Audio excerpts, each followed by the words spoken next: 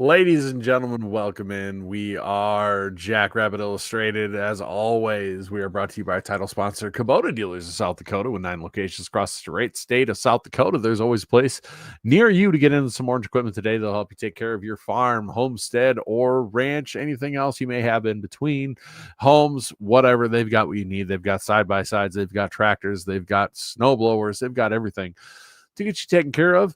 They've also got parts and service at every one of the locations in the great state of South Dakota, so you're always near help if you do have an issue, which is pretty rare with the Kubota Dealers South Dakota. As always, I'm excited to be with the man, the myth, the legend, my co-host, Mr. Zach Board. Welcome to us, joining us from, I'm going to say the backseat of a car because it's funnier, but I don't know, from a car. He's making the extra effort to be a part of us today. So what's shaking, Zach? How are you doing today, man? Yeah, I guess, last week was your turn to have a little bit of a interesting situation. This week I'm coming live from my glorious minivan. It was pheasant opener, obviously, for those who so celebrate. And first time I've actually got a chance to ever really do this with my family because obviously, the whole always constantly doing the TV bits and yeah, this was my new deal, and had a chance to kind of finally go with them. Can't say I actually did any hunting because, unfortunately, the timing of this, I didn't really have time to get a license or do much real training to actually shoot. So I don't know if anybody wants a gun in my hand just yet. I've always anticipated the best way to probably hunt would be to picture people I didn't like at my my job or just in general, just picture that being them and then pull the trigger. So that's kind of my strategy moving forward. No. Got a few of those. I can just in the, that's just the strategy for the hunting part of it. When I see a bird in the air, I'm picturing them, not for real. Just, Yeah. like I said, I didn't actually get to hunt this time. That'll probably be next time. I got to get a little bit better, a little more. I got a little more time now to hopefully learn how to shoot. So, which could be bad news for everybody else. Well, let me tell you this, Zach, as someone who has hunted since before he can probably remember and had a firearm of some sort in his hands, I cannot endorse enough to anyone that if you are going to go hunting and everything else, it is most important to be familiar with the weapon that you are using and with the safety rules. So I do tip my hat to you on that instead of just jumping out there with a firearm and going, I'm going to go do this. So hat tip to you on that because that is important, more important than anybody knows. I think everybody, most people at least, know who are hunters know how important that is. So hat tip to you on that. As always, it's the South Dakota pheasant opener this weekend, and ideally the Jacks were on the road, which is fantastic. I'm sure Tyler Merriam's numbers on the radio did incredible this week because of all the people happily out pheasant hunting. Hopefully everyone you were with limited out on birds. I know in South Dakota, for those of you who are joining us on the FCS Fans Nation radio, if you're anywhere where deer hunting or elk hunting is huge and that's what everybody and their brother does, pheasant hunting in South Dakota is that version of that. Everybody's out walking the fields in orange. I did not today. I don't have a dog and I'm lazy. I'm not walking around by myself trying to find a bird in the brush. But it's borderline religion in South Dakota. So that's exciting. I'm glad you were able to take in your first weekend of that. Hopefully you're able to take in some more to come. On the game Be a little this more weekend, active in the future, like you said. Hopefully. Right. It's always a good thing, and you know what? Hunting is one of those things where even practice, if you're just shooting guns and practicing to get into it, that's fun too. I've That's what's never had about a the bad hunting time. part too. It's about going out and sharing some stories. Yes. As you can tell, I'm pretty sober. There were more alcoholic beverages consumed last night prior to the the night prior to Yes. I went to my wife and I'm also doing this outside because we're staying with my in-laws. So much as my normal situation would be to stay inside, I really don't want to wake up my in-laws because that would put a rather fun a weekend as it's been, it would end rather on a sour note if I pissed them off. And be funny Right. for this. Be That- funny for this podcast. We do some interesting numbers, watching me probably get killed on live live on YouTube and everywhere else. But we'll save that maybe for next year. Right. Well, you know what they say, one at a time. That's all right. Hey, we appreciate you jumping in the car even to join us. That's pretty awesome. And being courteous enough to avoid waking up your neighbors. Hopefully I don't wake up my daughters in the room next to me here as I'm talking, but that's okay. As we truck along, I'm going to take a little trip to the buffet, as one of my favorite hockey podcasts loves to say. What I did not expect a lot to talk about with a Murray State game and the Dakota Marker coming up, but oh boy, do we have things to talk about, as Chase Mason made the first drive and did not reappear on the field. Obviously, for SDSU fans, a massive piece of concern going into Marker week. You never want to lose a quarterback the caliber of Chase Mason, who, to be perfectly honest, I'll say it right now, from a throwing standpoint, I think would be the best quarterback in that matchup, throwing wise. Maybe not holistically, but as a throwing quarterback, I think he does have a leg up on old Cole Payton. But when you see him go down and don't come back, and I'm guaranteeing we're not going to know truly what Chase Mason's status is until the first snap of the game, just because with a game this big, they're going to keep this. They're going to keep this close to the vest. I mean, I know Matt Zimmer was kind of talking about that a little bit this week. Dan, yes.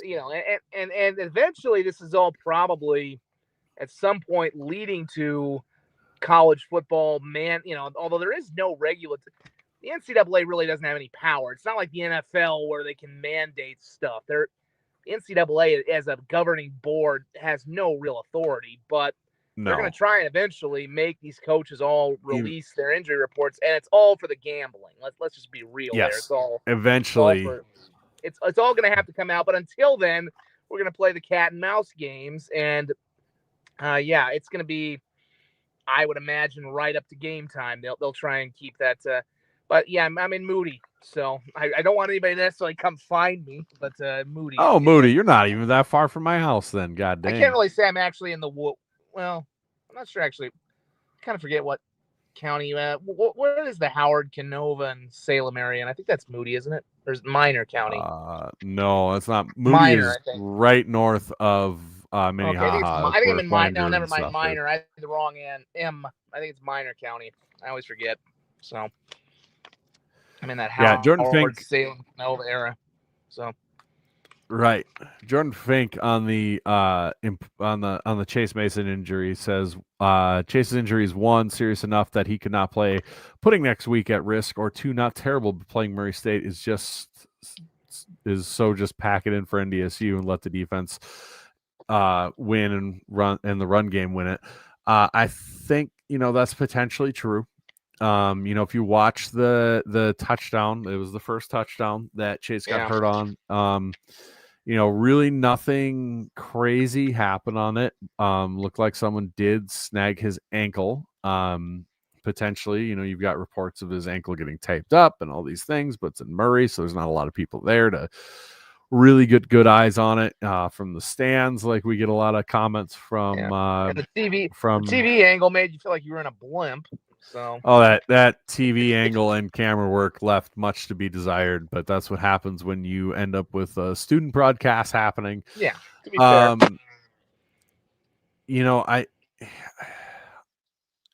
There's optimistic Brendan that's like, yeah, he's probably going to be back. I do feel, I know Chase is the type of guy where you will have to staple him to the bench to stop him from getting into the Dakota Marker game. But that being said, Luke Marble came in. He was not incredible to start the game, but people have to remember he is a redshirt freshman. He's a freshman, right?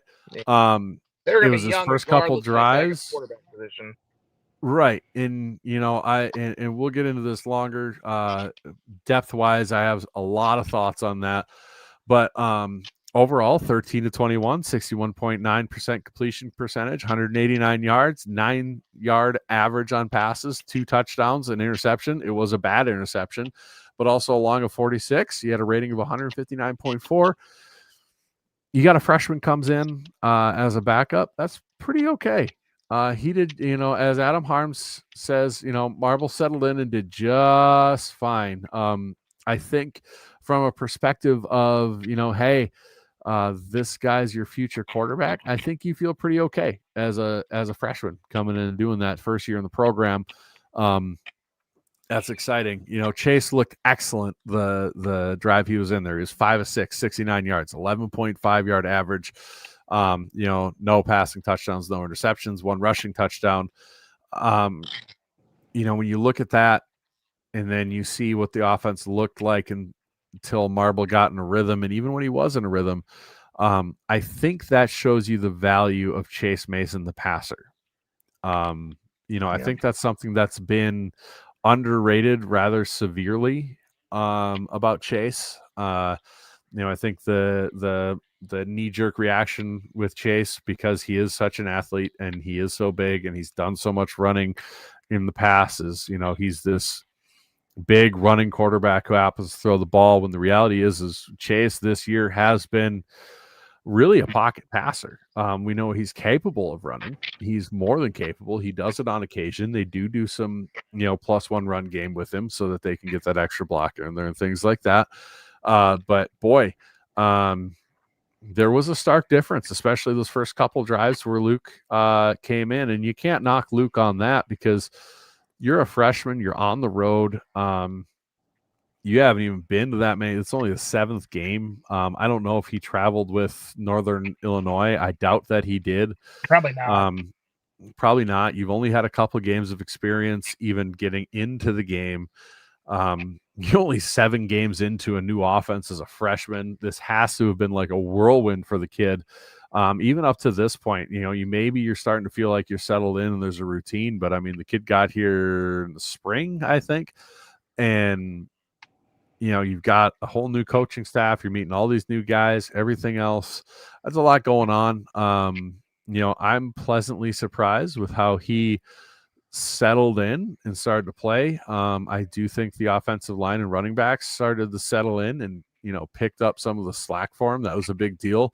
There was a lot of plays watching where I will say this, the offensive line automatically gets some knee jerk. That's the offensive line's fault. There were plenty of times I saw on running plays where it was blocked up fine, but the running back was hesitant, didn't make a cut, didn't go to the hole, and danced, and then he did it for a heartbeat too long. This is collegiate football. You can't block a guy for 6 seconds. That's not a reality.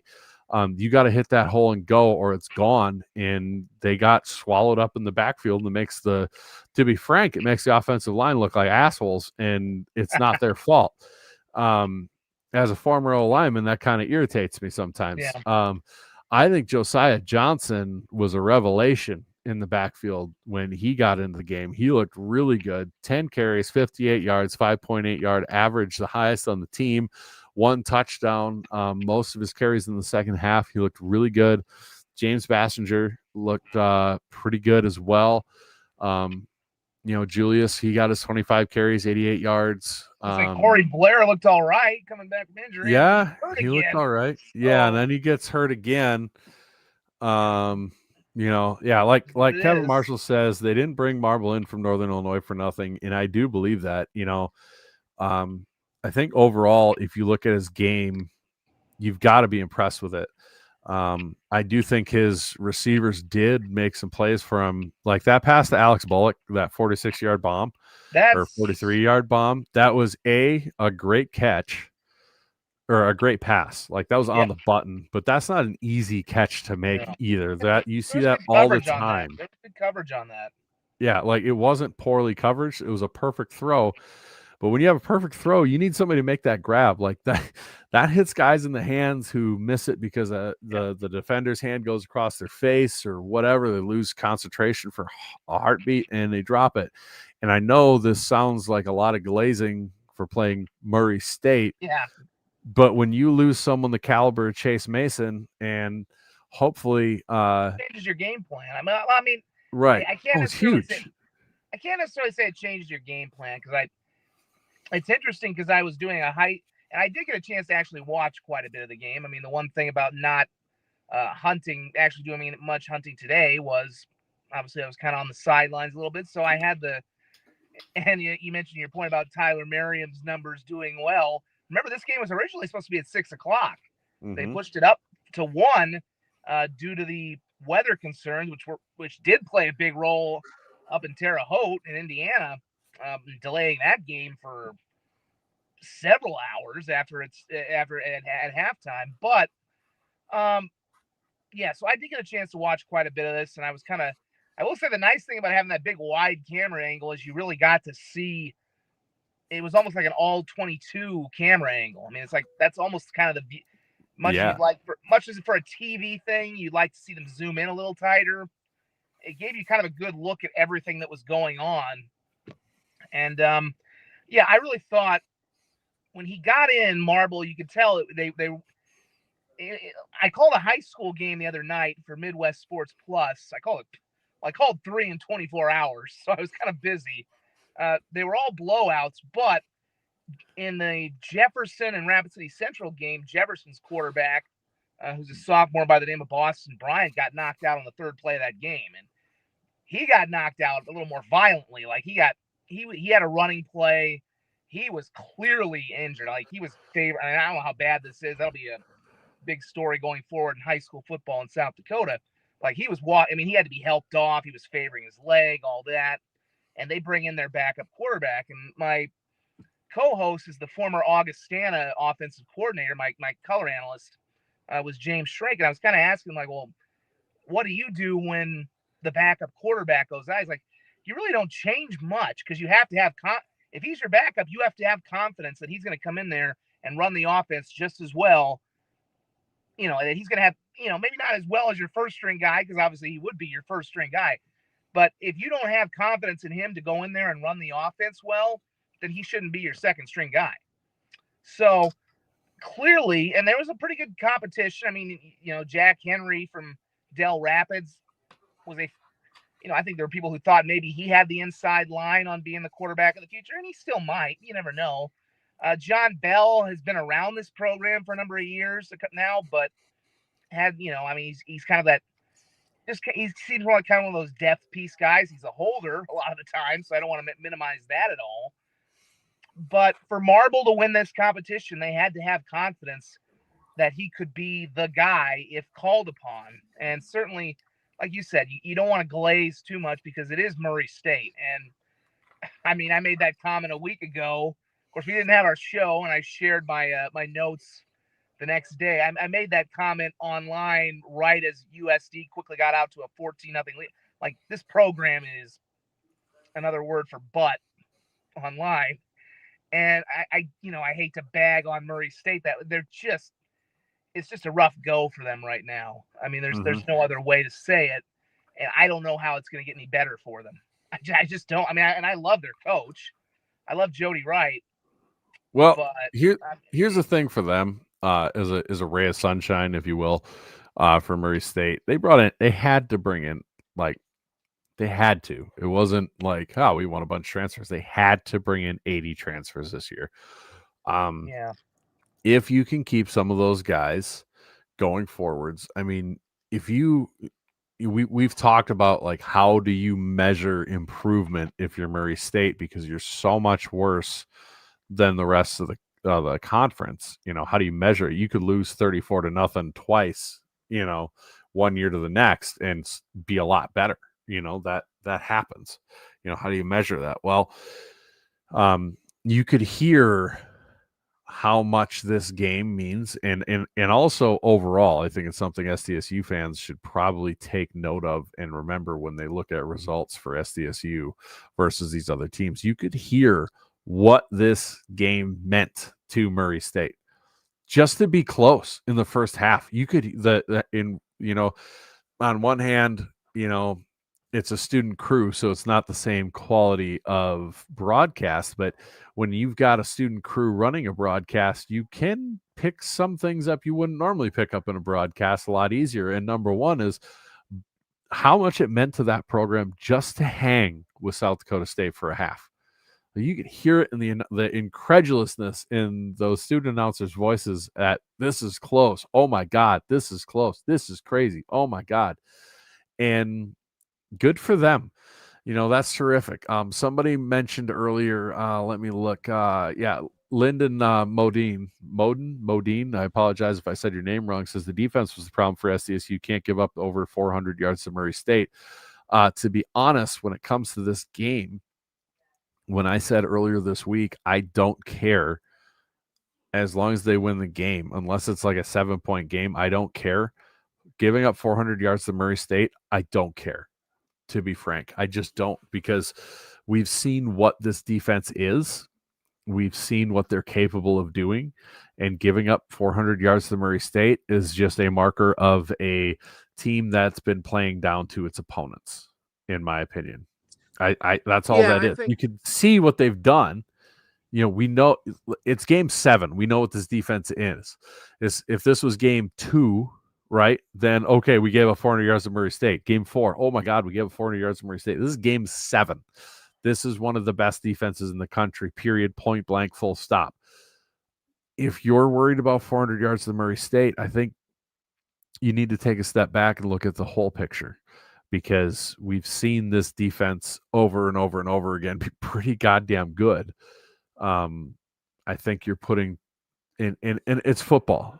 Football, in my opinion, is the number one most overreactionary sport in the world, because there's so few games. If you can see it in the NFL, you can see it in college. One game to the next. This team, oh my God, they suck. Oh, they're just the worst. And I know you're going to bring the Chiefs into this because I said that, but it's 1 week. Oh, they're the worst. Oh, the best. They beat the Eagles by 34. Chiefs? Well, okay, that was what last week they lost to the Panthers. Who gives a shit? And that's hypothetical. I don't even know if that's something that happened to somebody. But I think now you're game 7. You won the game by 21 points. Is that a lot against Murray State? No. With a backup quarterback, is that acceptable? Boy, to be honest, I think so on the road. I'm going to be honest with you. Was I thrilled with the defensive performance? No. You could tell they weren't locked in. They just weren't. They are that much better than Murray State's offense. But am I going to be concerned about it? No, not even a little bit. I would not. And I'm not saying Lyndon is concerned. I'm just saying as a general statement, I'm not concerned. Like, it's not something to be terribly concerned about. They've shown over and over already that they are a really good defense. Well, on that first touchdown, watching that, 2 guys run into each other. Right. That helps free up the second one, free the guy up for the, whatever it was, 65. So some things happened. I mean, obviously, and you talk about the 400 total yards. Well, 327 was through the air, so they're not giving up anything on the ground, which again, that's fit their MO. They're a team that over the course of their ascension to becoming a national contender, they've not allowed a lot of rushing yards, but they've been maybe, even in some of their best years, they've been a little susceptible to the pass. I mean, this has never been a team that is, except for the generational team they had that went 15-0, they've had years where teams have been able to pass on them and get some good game, good teams, bad teams, you name it. So to me, I'd be more concerned if the 300 yards were okay. They ran for 200 and they passed for 200. That would be more concerning to me, because the challenge you face next week with North Dakota State, and yes, I realize Cole Payton he's playing much better. I don't want to say this is similar to Cam Miller, because we saw Cam Miller evolve and go from being kind of an average quarterback to an elite level FCS quarterback. And what we had seen of Cole Payton was basically nothing. He really hadn't played very much, except for this funky little package that they would bring him in the last couple of years, which, between what we saw with Chase Mason last year and the Cole Payton pack, I'm like, I'm kind of at the point where I don't really believe these specialized quarterback packages really work. I think they might screw with the guy more than they actually help the guy, but we're seeing Cole Payton playing better. I think before this game, before I think he threw a pick today, I think he had almost as many touchdowns as he had incompletions or something like that. I mean, it was a wild stat at one point, but I'd be more, he is one of his, I mean, what you see some of his biggest highlights right now are on the run. That is still, they don't necessarily have a superstar running back the way they had with Marty Brown last year, although Capino and a couple other guys have been pretty good. But when the Jacks struggled to beat North Dakota State, the Bison ran the football on them. They ran for 200 yards. They ran for 300 yards. So, as long as they're still stopping the run, as long as they're tackling well, I'm not too worried on that end. They're going to give up some passing yards. That's probably the reality with them, and it's going to be a bigger challenge because North Dakota State might have the best receiving core, obviously, with Bryce Lance. We know what he did in the playoff game a year ago, and although I think they did lose another one of their receivers to injury, so they might be a little short. I mean, look, and again, you brought this playing shorthanded, playing down to competition thing. I'm not going to mention the Chiefs necessarily. I've said this. I put it on T for you. Come on. I did. Well, I mean, hey, look, I've had people telling me, they're done at 2-3 or they're done at 0. I'm like, 6 weeks into a 17-week season, I think, and I've seen this team over the years start 3-4 and make an AFC championship game. So it's like, I'm not, when you trust your coach, when you trust the process, if you will, I hate to use that cliche, when you trust the process, then until the process fails, I'm going to assume the Chiefs are going to be all right. That's not me being arrogant or a dick or this. And this is like me saying, okay, when Andy Reid and Patrick Mahomes are in the playoffs every year and they always have winning seasons, I'm going to assume they're going to figure it out if stuff starts off rough. And until they actually have that first losing season or miss the playoffs, I'm going to say that they're going to be fine. Now, I realize with South Dakota State, you've got a new coaching staff, but the formula is still more or less there. How much of this has really changed from Jimmy Rogers, from Dan to Jimmy Rogers to Stig? I mean, that's part of the reason they've gone from Stig to Jimmy Rogers to Dan Jackson, is to keep kind of that continuity and what the program is basically about. Yes, they lost some transfers, but you also kept a lot of people. So this is still the same formula. If it ain't broke, it doesn't need to be fixed. So until they go back to losing games like this, because not necessarily to a Murray State, but they used to lose games like this on the road in the mid 2000s, mid 2010s, excuse me. They used to lose those games. So until they get back to that, I'm not really that concerned about this. It's obviously we know what the big games are.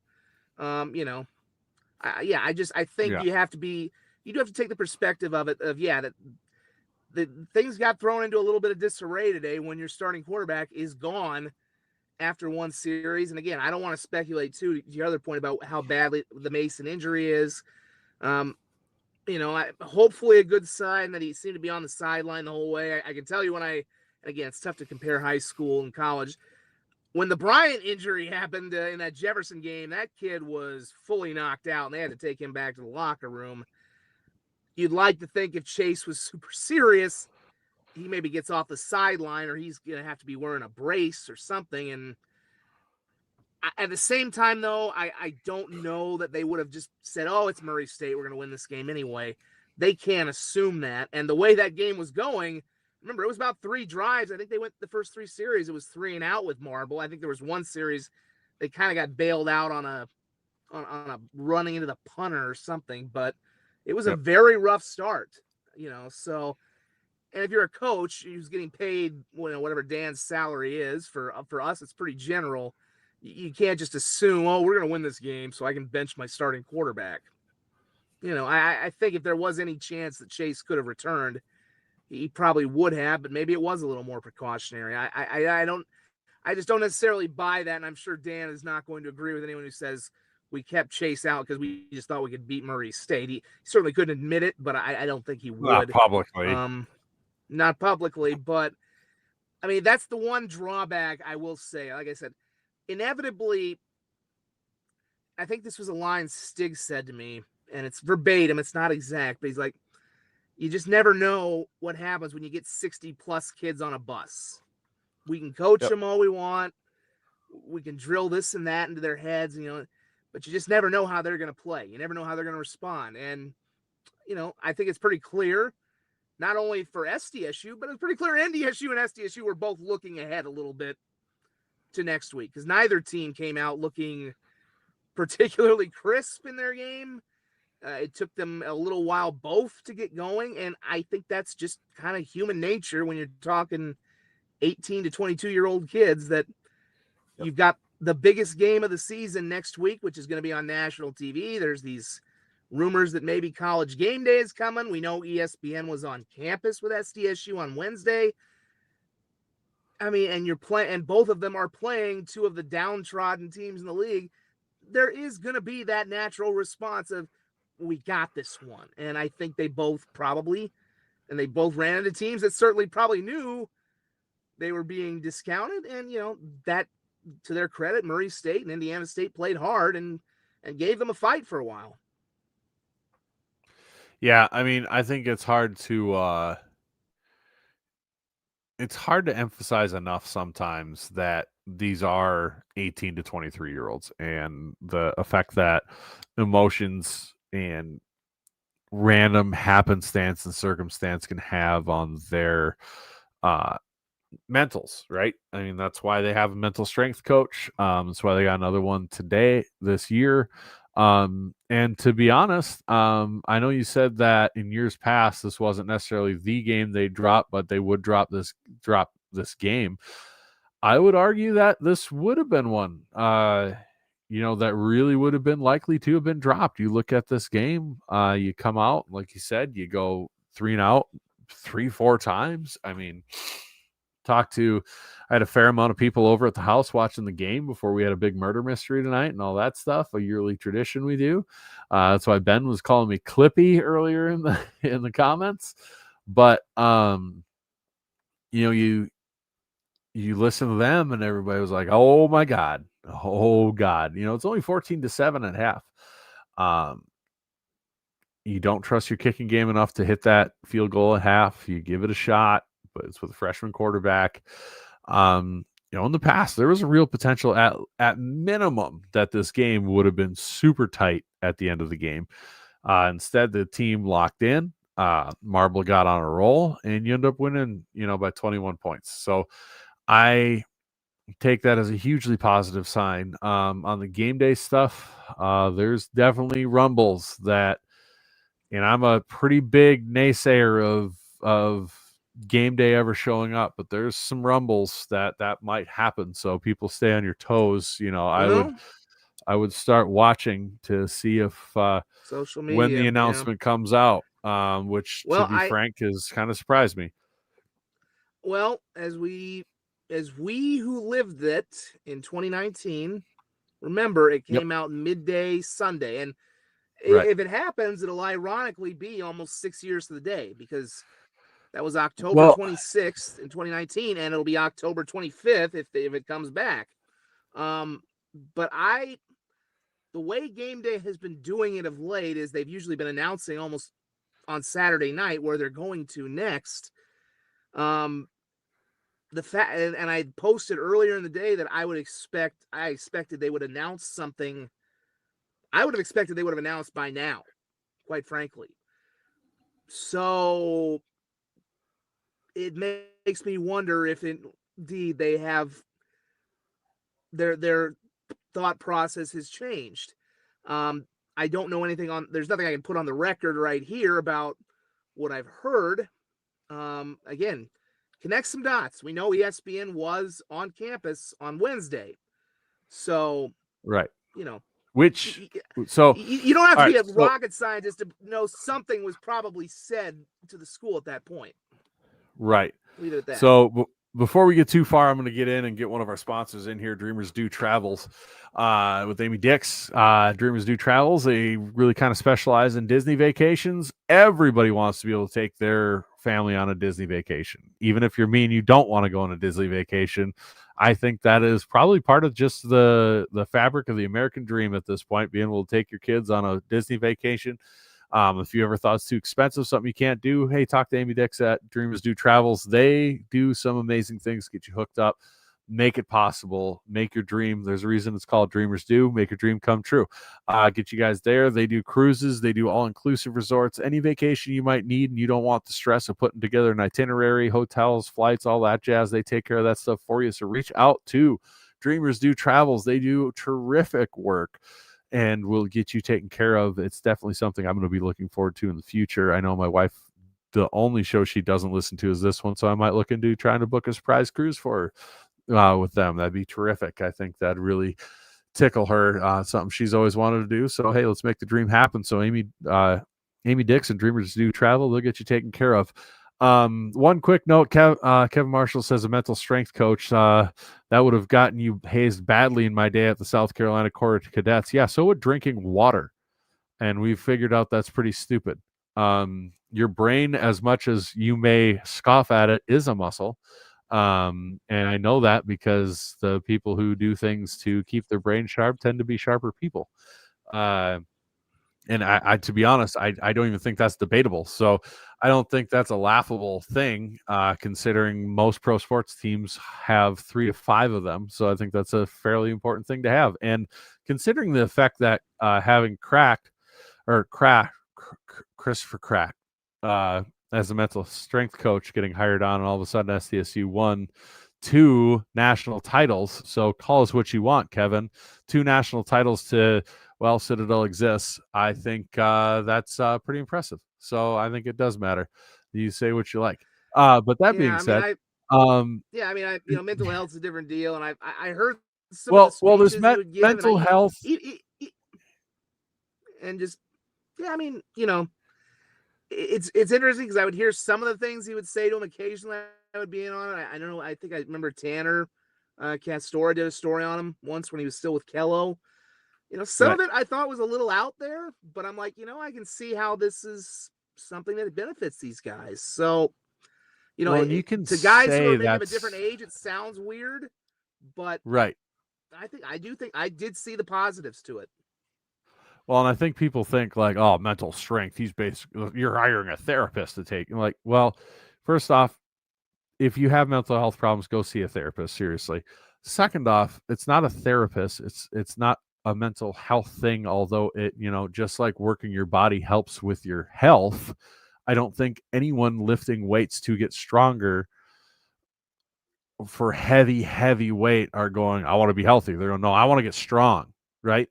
And that's the same thing. So, Kevin's into the SoCo. Anyways, I think mental strength is people hear mental and they associate it with things that they think weak or whatever, and that's not it. It's training your mind to handle situations that are pressure filled and everything else, and making you ready for when it comes, just like any part of your body.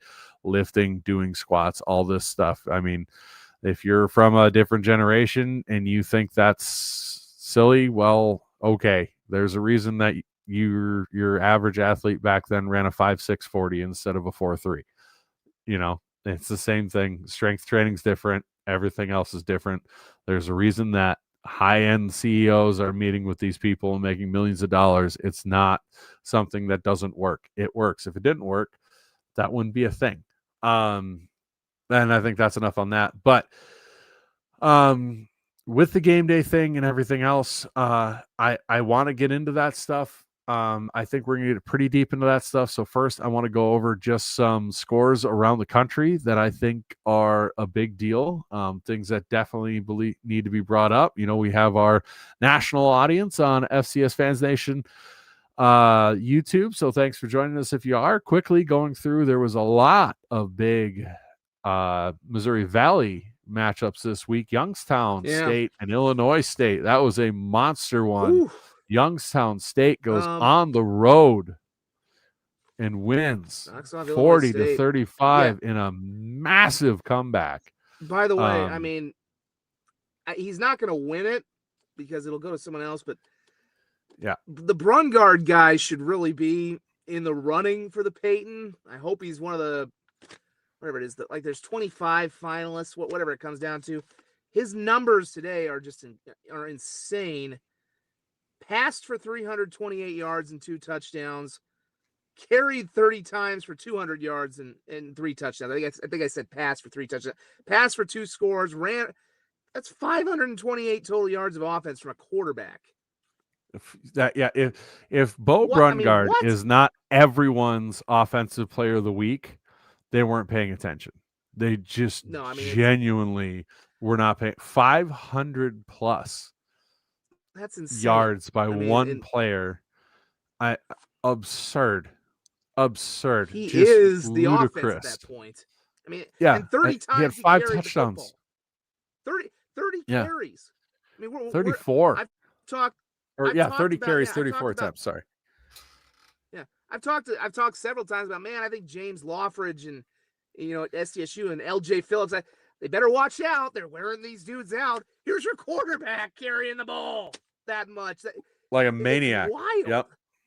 We're talking about a football player, Tommy Millott style football player. Yeah, and it's we talked a little bit about how close that game was a few weeks ago in Youngstown. I'm like, well, that's why. I mean, this dude is a dude, and he is.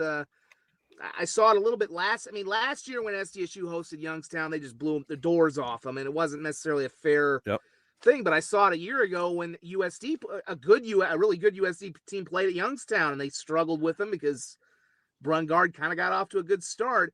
And if you let him get into a rhythm, he's just a tough dude when he starts getting into his flow. Luckily for SDSU this year and USD last year, the better team eventually kind of settled in, made adjustments at halftime, and kind of took over. But, Illinois State, I think we're seeing a little bit. I still think Illinois State and Southern Illinois are good teams, but we're seeing that separation of just, I don't think defensively those teams have enough to be that next level unit that goes super far or can hang long enough with, the upper crust of the Valley and the FCS. Well, what's crazy is you think Illinois State and even Southern Illinois, even though they tend to bounce back and forth between good offense, good defense.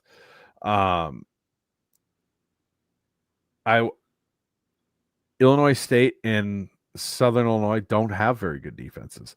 Illinois State's a 78th before this week. Youngstown State took this game from 12-21 and brought it to 40-28 before a late touchdown by Illinois State at Illinois State, formerly number 11 ranked team. I mean, you can't say enough. This was a game Youngstown State had to have, and they got. And good for them. There were some other notable performances across the country, of course, but right now we're just going through the Valley. NDSU ends up winning 38-7. It was a very tight game. A lightning delay happened. Some major injuries and I mean this genuinely, major injuries that really suck. Coming into Marker week, their stud defensive tackle gets carted off and taken off on an Jackson ambulance. Dudenheffer.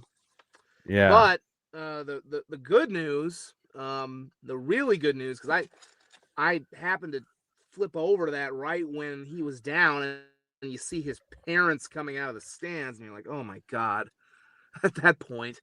But yeah, he was totally immobilized, cart, everything. The face mask ripped off the helmet at that point, or whatever they do to take it off. The good news was because again, it was such a long delay. They didn't resume till I think 3 or 4, till about 4 o'clock. He was actually back at the stadium by around 6 o'clock. He had like a neck roll. I think he had some kind of big neck brace, not like some kind of neck roll, something on his neck. But yeah, he was back with his team by the end of the day. Obviously, he had shown some hand movement as he was being taken off. I I don't really want to speculate. I'm sorry. I apologize here as I have a light going out a little bit. I'll try and get a little bit better. I'm obviously, like I said, I'm a man of the woods right now. As that one Don't kill the tweet, battery on the car. You thought they'd kill you if you woke them up, man. They wake up hung over to a well, I did turn the dead car off. battery. I got enough heat. I got enough heat in here now that I'm pretty good turning the car off. And I actually wanted to kind of, turn the let some natural air in on what's not as cold a night as it, will be pretty. We might have a little chillier night next week because I have a feeling hopefully by this time next week we're back in our homes. I don't know what the deal will be there, but yeah, getting back to that point, yeah, he was back with his teammates. So, I don't want to say miraculous, but boy, when you see that, you almost get that feeling. It was just. That was scary to tune in. And it was about a 20, 25 minute at least delay to that game. It's the whole team is around him. As I said, the broadcast, you could see the parents coming down from the stands. And I don't know how many, didn't look like there was a very big crowd there anyway. And the weather was brutal. And the play that happened on was pretty innocuous. It was like a 3-yard, they dropped a Illinois State guy for a 3-yard loss, but it's football, that sometimes you can get those traumas on what seems like just everyday stuff. Yeah. Yeah. And I mean, really glad he's okay. Really glad he's back. I think the thing is with the Marker, you want everybody full strength coming into that game. I don't want to speculate on that part. Healthy. Right. Don't want to speculate on that part. I mean, obviously, pretty significant trauma. We'll see.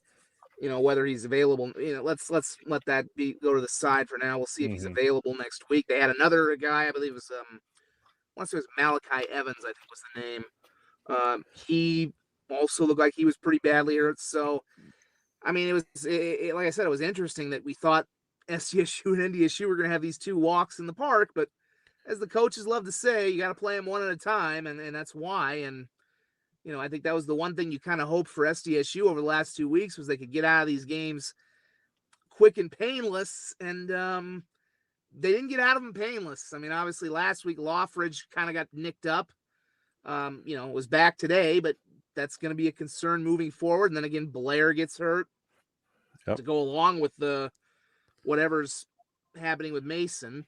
And then you look over to Fargo and the Bison suffer 2 injuries, which may not, which on the surface, you don't know if they'll be back next week. So, it's more that proof that you just never can.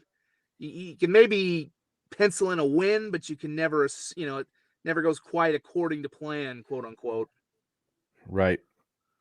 And, well, and I will say the other weird thing with them is they've had some interesting starts to games. Like, right. Southern Illinois pushed them for a half. I think it was, I don't know why I have a thumbs up thing that just popped up on my, did I see a thumbs up? You see that? Not here, not on this screen, but I'm wondering, yeah, it does that on phones sometimes. Like I don't know if it's because I gave myself a thumbs up. I don't know why I would. Right. I've never done this on a phone. I don't think every other time I've had my laptop, but they've had some difficult starts, and obviously Southern Illinois hung with them for a half. Illinois State was with them for 3 quarters. Indiana State was with them for a half. And let's be honest, that's old school NDSU, right? They would hang with teams for a half always, and then blow them out in the second half. Ariel says she saw the thumbs up. It had been a little different this year, but because the inferior teams they'd played, they'd kind of, knocked them back and knocked them. I mean, it had been such a dominant team, but it's one of those things where I don't necessarily put a lot of stock in the fact that, they maybe got a rough start, and then, what does that mean? I don't know that it means anything. I don't think any of those 3 teams had the capability of hanging with them for 4 quarters. I do think South Dakota State has that capability. Can they win? We'll find out. Mm-hmm. That's the thing. But right. It's consistently the only program that has shown it can play 4 quarters with North Dakota State is South Dakota State, and often vice versa. I mean, Montana State too, a little bit now. USD had that window the last 2 years. Obviously, they've kind of fallen back, but consistently, this is the only program that physically matches up with them. And again, where I said in my review of that Murray State game was, unless the Jacks are really getting gashed in the run game, I think it's because they can go, they can, in the trenches, they're going to equalize things there. You're not going to see a Bison running back go for 152. Think about some of the backs they used to have in the mid 2010s who would go off. You're not going to see them just wear down. Illinois State had a shot in that game. They were down 18-16 going the fourth, but they gave up a 10. They gave up the long drives that wear you down. Then they go 3 and out, and then it goes right back. And it's just like you're constantly in this ball control. Get punched in the mouth, punched in the face. Finally, you've taken so many body shots. You're on weak knees. SDSU's not that team. They've been the team that can do the same thing. They can win in the trenches. The difference is you're a little worried about is Cole Payton, because he seems to make a lot of off-script runs and plays, and we've seen that with Brungard, and we saw that. I'm gonna time out you here. I don't. We're gonna hold off on getting into the NDSU stuff too deep here. Let's keep going till we charge through the rest of this, because I know. Let's charge through the rest of the Valley. I know we've got tons to say, and we're gonna end up not doing any of this. Yeah, that's a good point. UND really. Yeah, we're gonna do the rest of the Valley. Some important ones around the country here. UND doubles up. They don't just win; they double up Southern Illinois. Never a game. Carbondale, never close. Dominate. Nothing. I think it was right. Yeah. At 1 point, 38-19 final score. That is a statement by UND. The Fighting Hawks are here. They're real. They are, in my opinion, easily the number 3 team in the conference right now. And to be frank, having NDSU and SDSU at home with some of the games that the Jacks and NDSU have had, very much a real threat to win the conference, in my opinion, especially having those teams at home. I said that online too. I mean, it could very much be a situation like we had last year with the 3-way tie. The other reality is that we're starting to see SDSU and NDSU get a little more banged up, and it seems like UND is pretty healthy. We'll see. The Hawks could take some injuries. And we'll maybe mention a little bit about USD. I still think the game in Vermilion isn't going to be a cakewalk for them. It's going to be a cakewalk. It's going to be a cakewalk, Zach. Zach, stop it. Zach, stop it. Stop it. Stop it. Stop it. They beat Illinois. They beat India. It's barely a rivalry game. I'm just not ready to say that's a cakewalk yet. It might give them. I think it's going to give them more problems than Southern Illinois. No, I'll put it like that. Come on. They beat Northern Iowa by 3. By 3, Zach. I'm not ready. Jeez. We'll see. I want to see what happens with Illinois State this week. If they get, if they can't beat Illinois State now, then I'm probably on board with them not being able to put up much of a fight. But they're 5-3, and they've still got something to play for. So let's see what happens in 2 weeks. That's all. No, I'm not ready. I'm not ready yet. I'm not ready to call it on them yet. But their offense is rough. It is bad. Everybody loves. I don't know. Boy, does USD get a lot of rope. That's crazy. SDSU was SDSU, and their fans were unhappy that was a 14-point game at halftime, and it was a 3-point win. We've got to stop with this USD. Oh, they're going to be competitive in these real games. I don't know. I mean, again, they gave Indiana State their closest game, and now have given a similar fight, except coming out on the winning side as Eastern Washington did to UNI. I will say UNI that it was a 3-point game, but UNI got a touchdown in the final minute to get within 3. So right, but you only score 17. It's their offense. That's the weird thing about their offense. Utah Tech beat Northern Iowa. Again, I'm just saying they are still alive and they're at home. We'll see if that gives them. They're not dead. Mathematically, they are not dead. If this were the Alara Center, then yes, I'm saying UND wins by 4 touchdowns and it's not close. But if they win this, if they can win this next game against Illinois State, who seems to be kind of on a bit of a downslope, going to that game at 6-3, to me, then anything can happen there. That's just it's a as much as everybody wants to write them off, and they're not going to be in contention for anything beyond just trying to get in as one of the They final deserve playoffs. to be written off at this point. It's not want to, they deserve it. Come Well, on. I'm not. Well, obviously they're not going to be in anywhere near. There's a reason that people who well, watch really closely in the FCS don't rank them. I wouldn't necessarily rank them right now. No, I wouldn't, because I think their offense, again, there's something not right with their offense. They just don't. I mean, LJ Phillips is a really good back. I'll say that. Good runner. Aiden Bauman has not quite looked right this year. I don't know if it's the receiver. I think it's a combination of everything. The receivers, the offensive line, and he just doesn't look as good as doesn't look at his best, for lack of a better term. But we'll see. I'm not ready to write them off with a 3-game homestand coming up. If they lose to Illinois State, then yeah, I think they're done. They win that game, then you're 6-3. And then, you know what? If you beat UND and you're 7-3, you're in the playoffs. I mean, that's the reality. If they win the next two, by hook or by crook, no matter what we say, no matter. I mean, sure, if Northern Colorado wins out, they'll make the playoffs too. It doesn't mean they're a good team or a playoff team. Well, I mean, again, you don't. The other half of it is, with the bottom half of the bracket, you don't have to be a good team or a great team. You just kind of have to be an average. No, you do have to be a good team. You have to win 8 games to make it.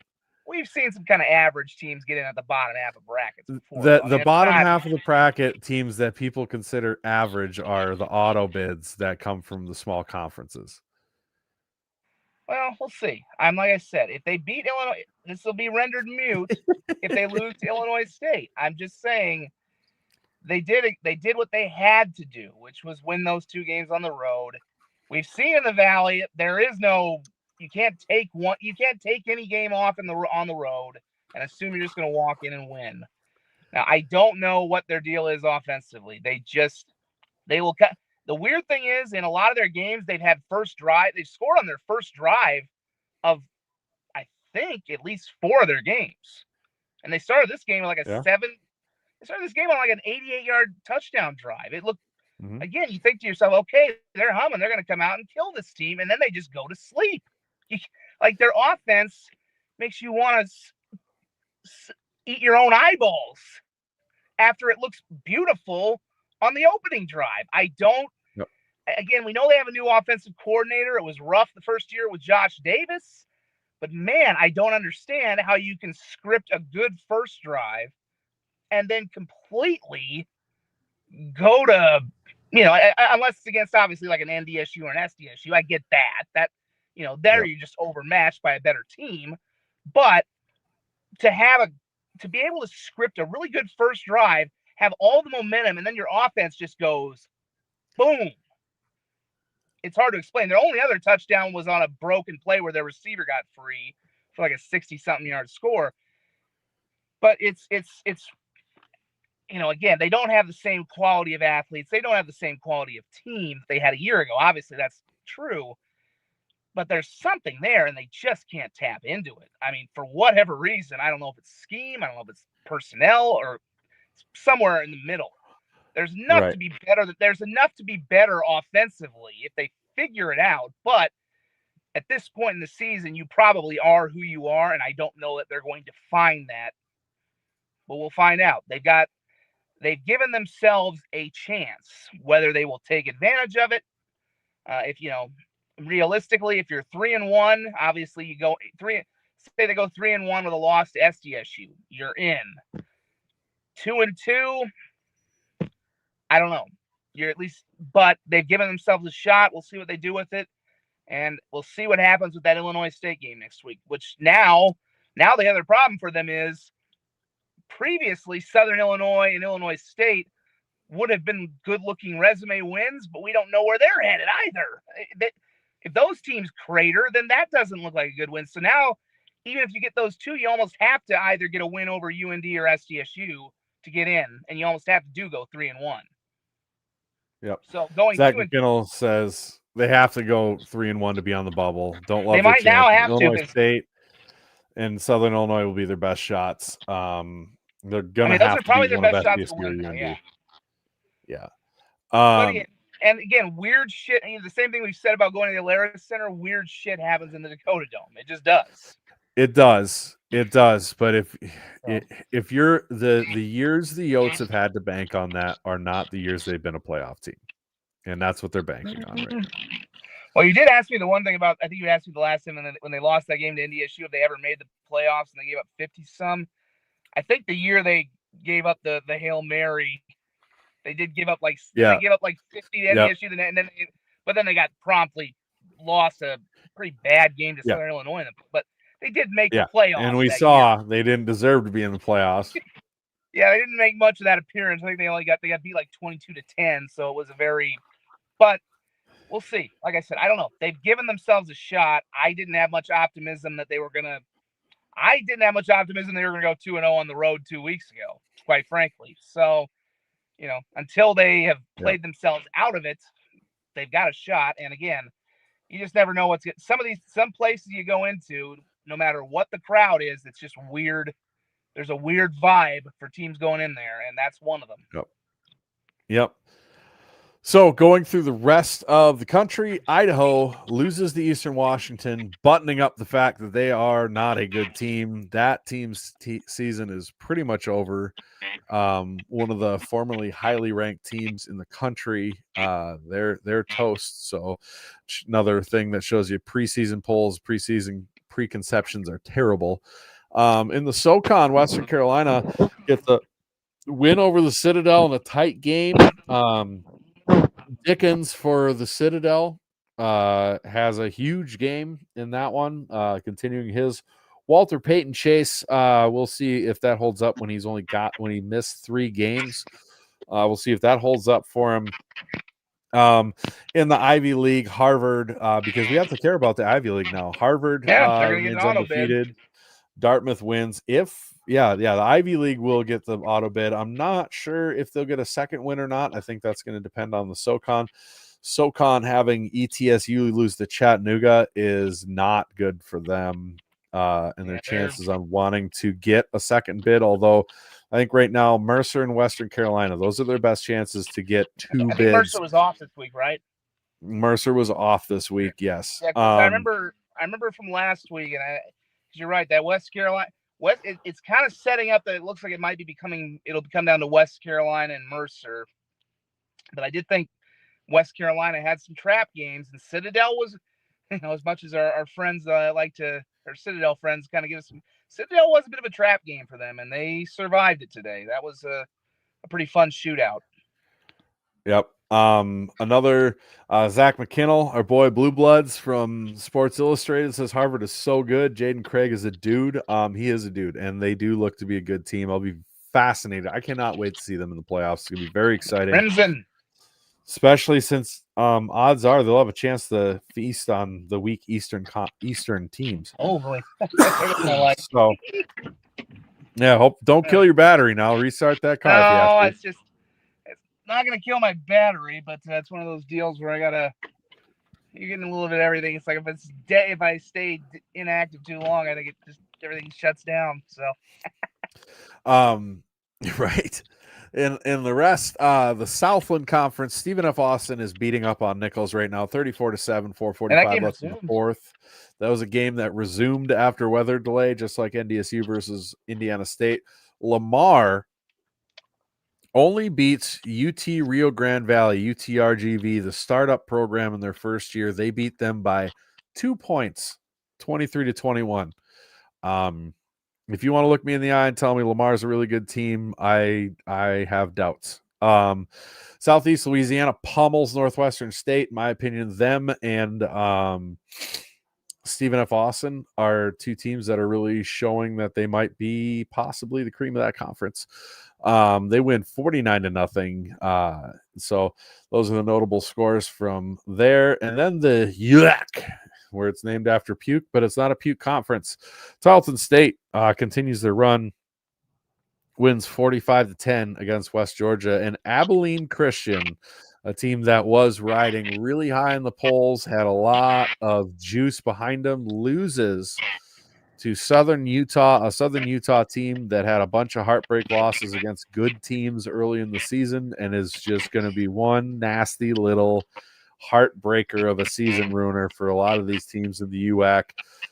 Southern Utah wins 31-24.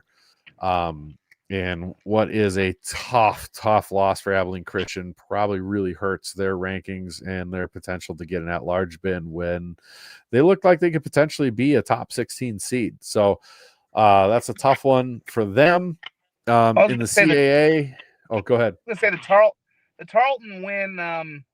I do think that's a good one for them, even though I don't know what it'll look like it's a ranked win technically, but along with UTRGV, we kind of all liked what West Georgia's been, or we like what they've been doing. I mean, that's a good program that, in a few years when they are playoff eligible is going to make some noise. And I think to put them, I think to win that game convincingly, even though it's a younger program in FCS, I think that's a good win for Tarleton. I don't know whether it's going to, how it's going to boost them in the standings or anything like that, but that's another sign to me that they're kind of creeping toward, okay, they're legit. And we'll see what happens when the rubber meets the road, and inevitably they're going to have to play someone in the upper half, whether it's one of the Montanas or one of the Dakotas. Yep, and that'll be interesting to see. I think the biggest thing that'll be interesting is to see if they get the 2 seed over the Big Sky champions. Everybody goes into undefeated for the champions. That'll be interesting. That's a future conversation because I know we've got tons to say about this marker game. So one last quick one. The only thing that Big Sky, well, the Big Sky, and there wasn't really a big result. There wasn't much to talk about besides Idaho losing in the Fluffy, to be honest. Idaho better not be in any more polls. Good Lord. No. I can't believe they still won. I ranked them last week, and that was an embarrassment. I should not have done that. I will say to that point, I saw Northern Colorado lost a tight one tonight out at Sacramento State. Their president apparently stirring the pot again ahead of their game. I think their game with Montana actually follows the marker game next week, if I'm not mistaken. If that's correct, or I don't know. I don't know when. I don't care about bad teams. I have no idea. Well, he was stirring the pot a little bit, but I will say I mentioned this last week. I don't think Northern Colorado is going to get the playoffs now, but they've had a nice turnaround out there. It's been a. I think they're in the right direction. They're a team that was a few plays from being 5-1. I mean, they probably should have won at Colorado State, could have won in Vermilion. It would be good for the FCS if that program could finally figure something out. And frankly, if it does, we might see them perhaps making their way into the Summit/Valley down the road. Well, I mean, I think if they get good, then the Big Sky's going to do everything they can to keep them.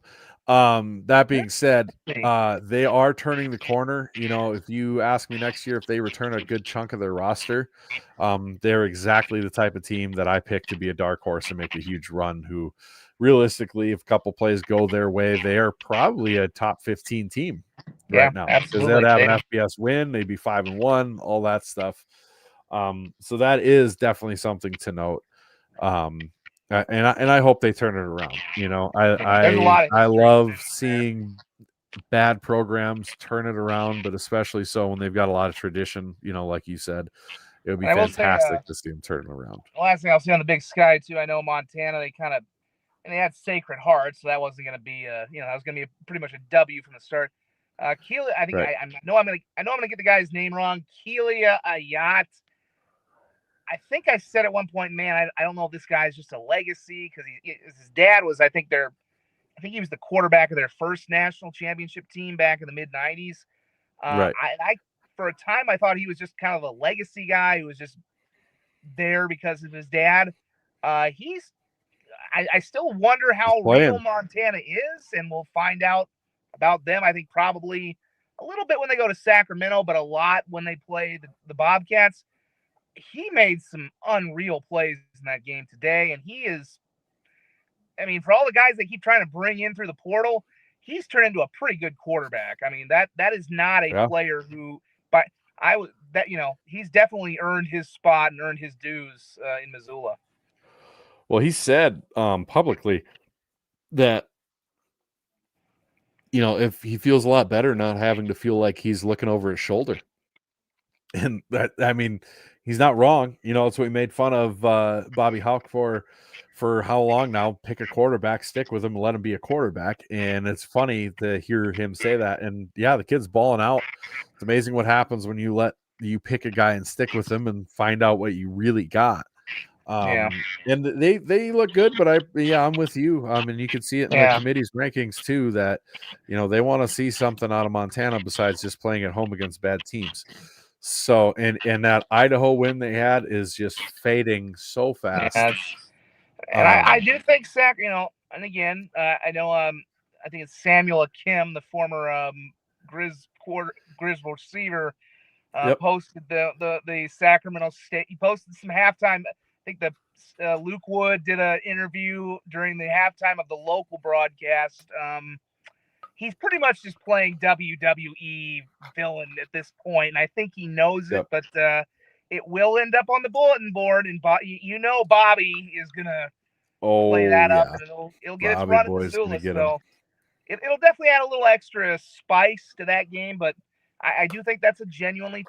We'll see. I don't think it's the toughest game they have left, but I'm definitely intrigued to see how the Grizz will play on national TV in what should be a tough road environment. I think Sacramento will show out for that game. I don't know how the Hornets will do, but I think it'll be a pretty good crowd, and it'll be one of the tougher road environments they faced. Well, if anything, there'll be a lot of Montana fans there, right? That too. That's a fact. They travel. They got shots fired tonight. So yes, they did. Beyond that, the CAA, the only thing that I really see of note is somehow, by the grace of God, I don't know if Jesus himself came down and played quarterback for Rhode Island, but somehow Rhode Island put up 58 points on Albany, and the only thing I can think is if Albany literally escorted them to the end zone, because that offense is so bad to score 58 points. It is absolutely boggles the mind. I can't believe it. They're so bad on offense, and they put up 58 points. I don't know if it was a Make-A-Wish day for the Rhode Island foot offense, and they're like, all right, normally they score 7 and win 7-3, but we're gonna make them feel really good. So, guys, they need it. We're gonna give them 58 points. I don't know. That's crazy. Just crazy. It was on Flow Sports, so nobody watched it. But yeah, it was 31-3 after the first half. I don't know. Albany, good God, maybe fold the program if you let that happen. Maybe you consider that, because holy God.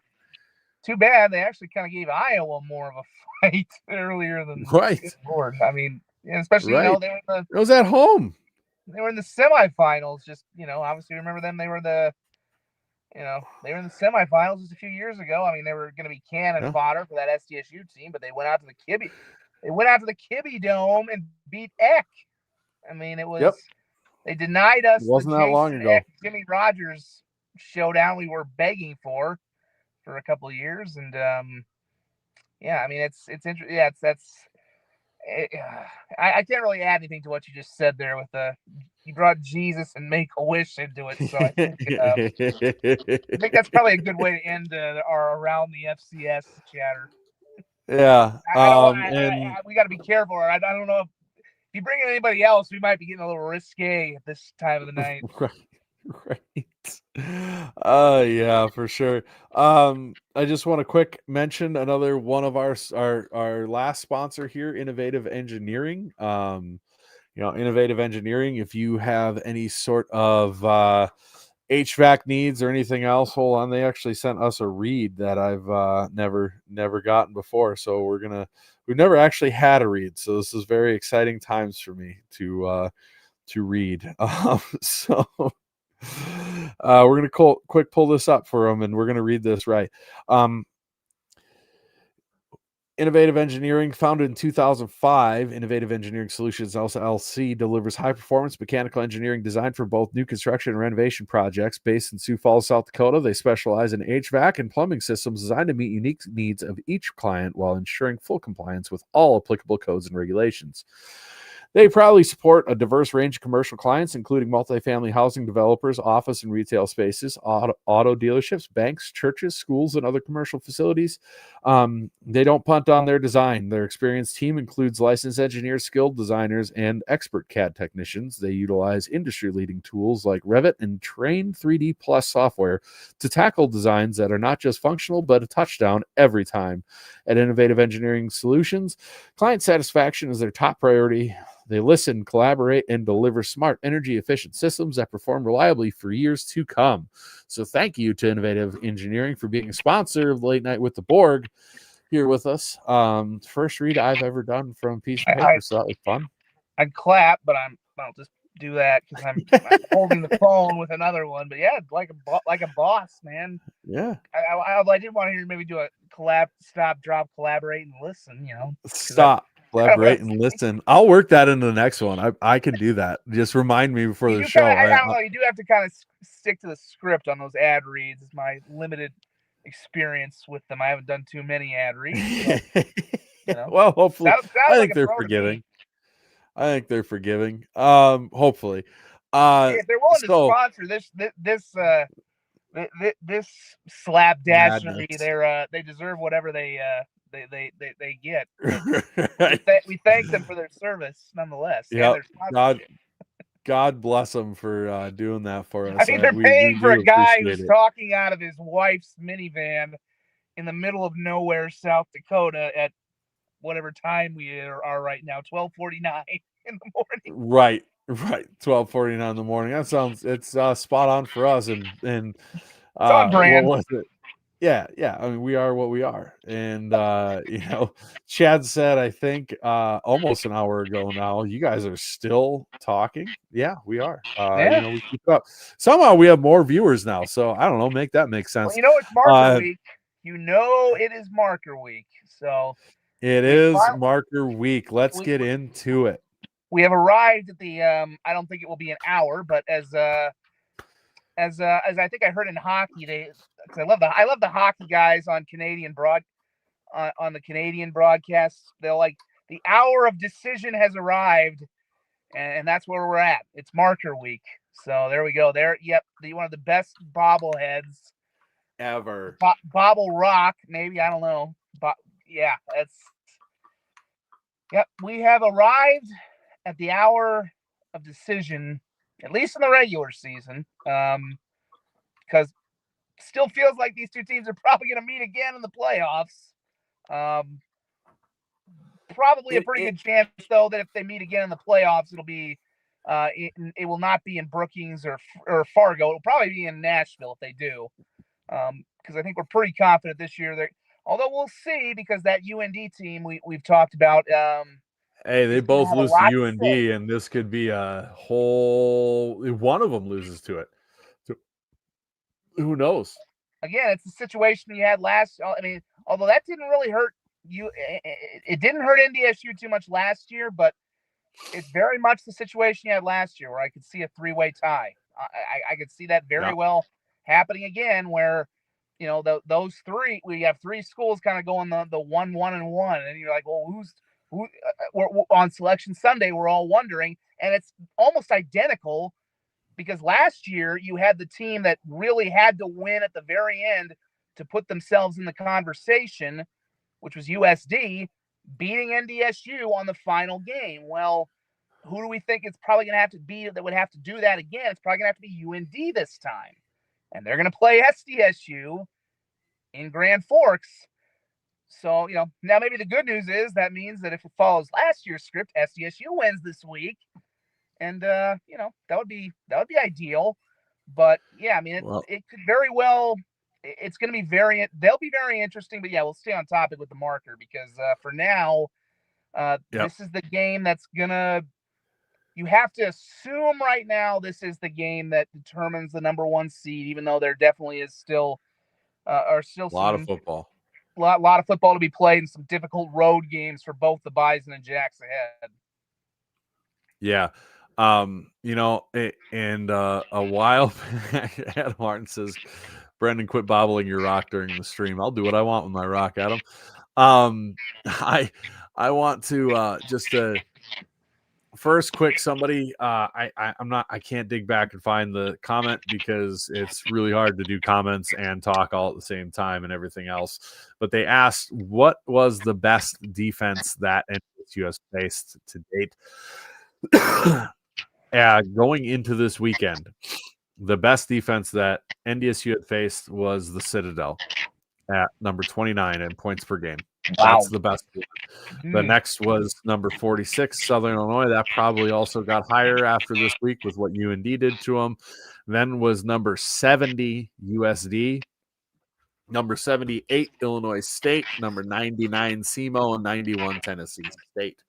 I mean, I don't want to do the playing the whole they haven't played a tough schedule thing is just I don't know well, that I here's the thing. I'm not hard, but I don't think it's not a tough schedule thing. I think it's surprising because it's the Valley and you're playing Valley teams. You expect them to be top 30. I don't think those are bad teams. I just think they are more offensively geared than normal. Illinois State and Southern Illinois and things like that. Now here's something. I will say that. Yes, I agree. The Valley is very good this year. It's just good differently. And there's nothing wrong with that. Now, here's what I want everybody to do. Close your eyes and imagine something for me. I'm going to describe the upcoming game, and I want you to think back. And because there's one thing I love doing. And if you, I don't know, Borg, I'm hearing a little feedback. If you could mute for a second. Sorry. But do me a favor and close your eyes and think back. And this was spoiled. I was going to save this for our bestest buddy, Matt Frazee from the FCS Fans Nation Network. But he'll be on with us this Monday. So we'll talk about it more there and we'll get his opinion on this. But I want you to close your eyes and imagine back. What game does this sound like? A very ballyhooed quarterback, super athletic, can run with his legs, hits deep bombs on the sidelines and out routes. Not a lot of over-the-middle crossing routes, but generally hits bombs to his wide receivers. A very ballyhooed quarterback of sorts. Draft scouts are starting to pick him up and notice him. An SDSU team who, while everybody agreed they were pretty good, also agreed they're probably not as good as NDSU. A marker game, the game of the year, every year for the FCS, being played in Brookings, South Dakota, with the underdog Jackrabbits, potentially College game day. Maybe College game day did come. A very thin running back room and not a lot of depth behind the quarterback. A very good defensive line. Good wide receivers for SDSU.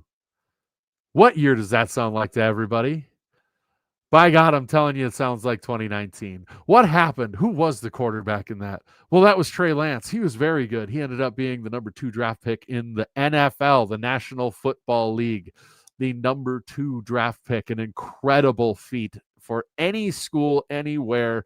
Hugely impressive. Trey Lance came into Brookings, into Dana J. Dykhouse Stadium and faced the Jackrabbits on a day that College game day was there to celebrate the Dakota Marker game.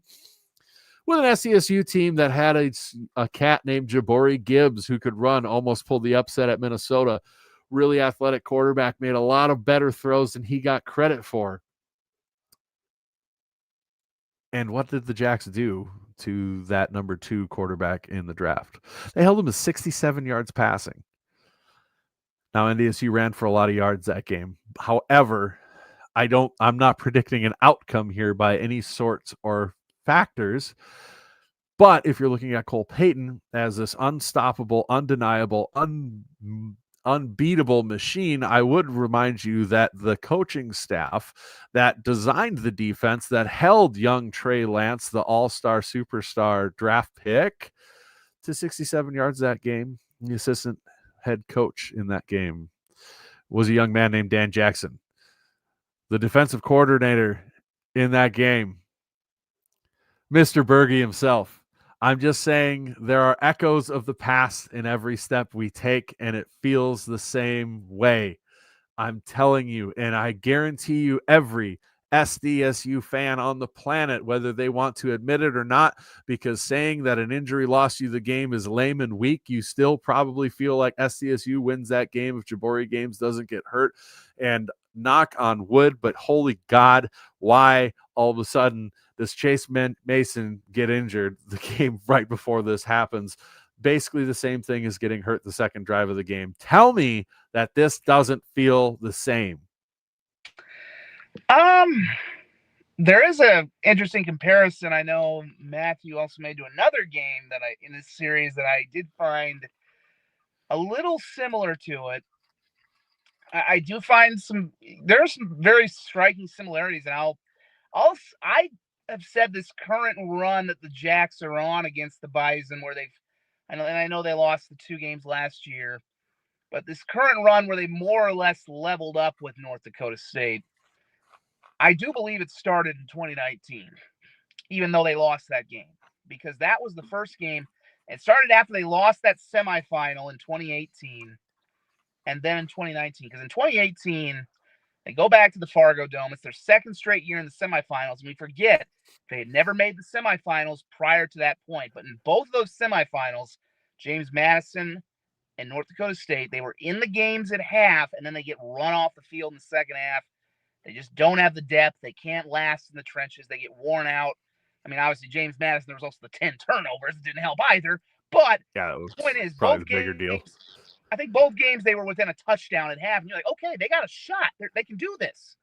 But they get worn out. And I remember I asked Stig at the end of that NDSU game, I'm like, well, what is it about? Why do you think you guys are in these games for a half, but you can't it seems like you get worn down? And he kind of was like, you could tell he was maybe a little upset about the question, but he genuinely was like, I don't really know. It was like, that was kind of his answer. It's like, I don't really agree with that, but you could tell it was kind of like eating at him a little bit. That it's like, yeah, we're in these games, and then we just get run off the field. And then the next year when they play NDSU, it's like, okay, this is the first time I've seen it where the Bison aren't really physically moving them at all. Like, even in the games the Jacks would win against North Dakota State, which you go back to the 2017 game, the Dallas Goedert one-handed catch game where they beat Easton Stick. That was the second straight win. Or the game they won in Fargo in 2016. In those games, the Bison would still run for a lot of yards. And I know they ran for a lot of yards in that 2019 game, but a lot of that also came on that 70-some yard touchdown that ended up being the game winner when it was on a 4th and 1, and they just packed everybody in, and the guy bounced outside, and it was a fourth. They were bunching up to try and stop the play up the middle, and the guy bounced out and made a great play. But point is, that game all along was the first time I really thought, man, they're throwing a lot of linemen out there. They're matching up physically. And I was pretty excited. I'm like, I know they lost this game, and then the injuries torpedoed that team. If that team could have stayed healthy, because I know there are people who say that was one of the best Bison teams of all time. I know they went 15-0. I'm like, yeah, but Trey Lance didn't do anything in that game. They got kind of lucky to win that game. They almost lost to a third-string quarterback, a true freshman. If the true freshman doesn't make a bad interception, the Jacks were on the verge of taking the lead in that game. We forget that too. So to me, that's where SDSU started to turn things around, even though they lost. And then the next couple of years, they just keep building and building. We see the depth on the lines. It's like they're like hockey line changes with the defensive lines. The 605 Hogs becomes more of a thing. They've leveled up ever since. But the game that I find a little more similarities with, and I saw Matt point this out as well, which may not be good news for the SDSU fans, is the 2022 Marker game. Because you have, and I know the Jacks in that game had come in, they'd lost that Iowa game, but beyond that, they were playing really good football, and I think people were starting to get pretty confident that this was a team that was, this could be the team that does it, that wins that first national title. Meanwhile, they were going into North Dakota State. It's 1-2. The Bison are the defending national champs. But people in Fargo had a lot of questions about that team. They won, but it wasn't. They lost one game as well. They lost to Arizona. But they just weren't. People had a lot of questions in Fargo about that team. So they weren't necessarily comfortable, even though they were at home. And, of course, we remember how that one turned out. Jacks got down in that hole. Looked like they were maybe going to go down 20, 21 points. Who else but Cole Payton comes in on after the infamous bow and arrow celebration that knocks the Bison back after they had gotten down to like the 5-yard line. Then they bring in Cole Payton, and he throws an interception at half when they were about to take I think it would have been a 21-point lead, essentially. And that might have ended the game right there. Because I don't know if the Jacks come back from 21 down in Fargo. There are elements of this game that remind me of that, just because SDSU is going to host it. But it's like they haven't necessarily, other than that Montana State game, given you, there's a lot of questions. It's like, I get the feeling the fan base isn't that comfortable as you think they would be with a team that's now 6-0. And obviously, Indy, I mean, I still expect it's going to be a great game. I had some doofus came online and said, "Oh, we're going to hang 50." I'm like, "Yeah, I'm going to bet the farm that ain't going to happen, buddy." Oh God. Yeah. I don't know if the dude was drunk or not, but I'm like, I'm not going to predict the result of this game. I am going to bet the farm that neither team is scoring 50 points in this game. Neither team will score 50 points. I'll say that. But I don't even know if they hit 50 points combined in a lot of these games, to be quite honest with you. But there's similarities on both ends, and you can look back historically. There are precedents. I think the biggest difference between Lance and Peyton is Peyton's a tank. I mean, Lance was a smaller guy. Peyton, they've always wanted him to be the FCS version of Tim Tebow, and that's kind of what he's been this year, except he seems to have a better throwing motion, but there are some limitations to his game. So, but that is the one thing I do remember. You're very true on that point, as they really, for all the buzz Trey Lance got that year, and as incredible as he was, and he deserved every award he got, I'm like, when people ask me, well, how good is he? I'm like, can't really tell you. And I'd seen him a lot when he was at Marshall High School, because I covered him there too. I'm like, I can't really tell you how good he's going to be in the NFL, guys, because the one time I saw him in person, he was pretty average. Yep. They schemed him down. And, if the pandemic doesn't happen, he probably spent another year in school, and it could have been a different story. But this will be its own thing. And I'm very curious to see, because I don't think this is an unstoppable NDSU team. I've seen that posted. I think some of that's a cope from teams that have lost to them. I think maybe Bison fans are inflating themselves a little bit. Maybe it's some of the boredom of still being in this level. I don't think this is an unstoppable team. I think it's a very, very, very, very, very, very good team. But, if they get off to let's just say if they get off to the kind of starts they've gotten off to the last few weeks, I don't know that they're digging out of those holes. Illinois State, sure, on the road. Yeah, you're going to do that. Indiana State, yeah, you're going to, now I would have been interested today to see what would have happened if that second half hadn't been delayed for 5 hours, but I still think they win that game, and probably comfortably. Oh, yeah. Southern Illinois in the Fargo Dome, the moment that you're one turnover away from breaking their back. Yep. And again, this game also being in Brookings matters. This is a team that's won 32 in a row. I know there'll be a healthy contingent. 33, my mistake. Yeah, forgot to add the last one. Yep. I know there's going to be a healthy contingent of Bison fans. They'll fill their section. It'll be one of the bigger, but compared to what it used to be, and of course, we remember the last time game day was here, that was the Bison fans, we're going to take over Brookings. That didn't happen. They had a nice amount of people, but that was a Jackrabbit game day. The stadium was, ever since the last time I can really remember that I'm like, man, there's a lot of NDSU fans in this barn. Was probably the last Coughlin game in 2015. Was ironically the last night game in 2015. So it matters that it's in Brookings.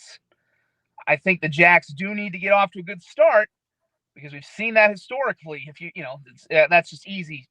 That's easy thing to say, but like I said, that gets into my point that I made a while ago. The Bison have had some sluggish starts. Now they're going to be tuned up for this game.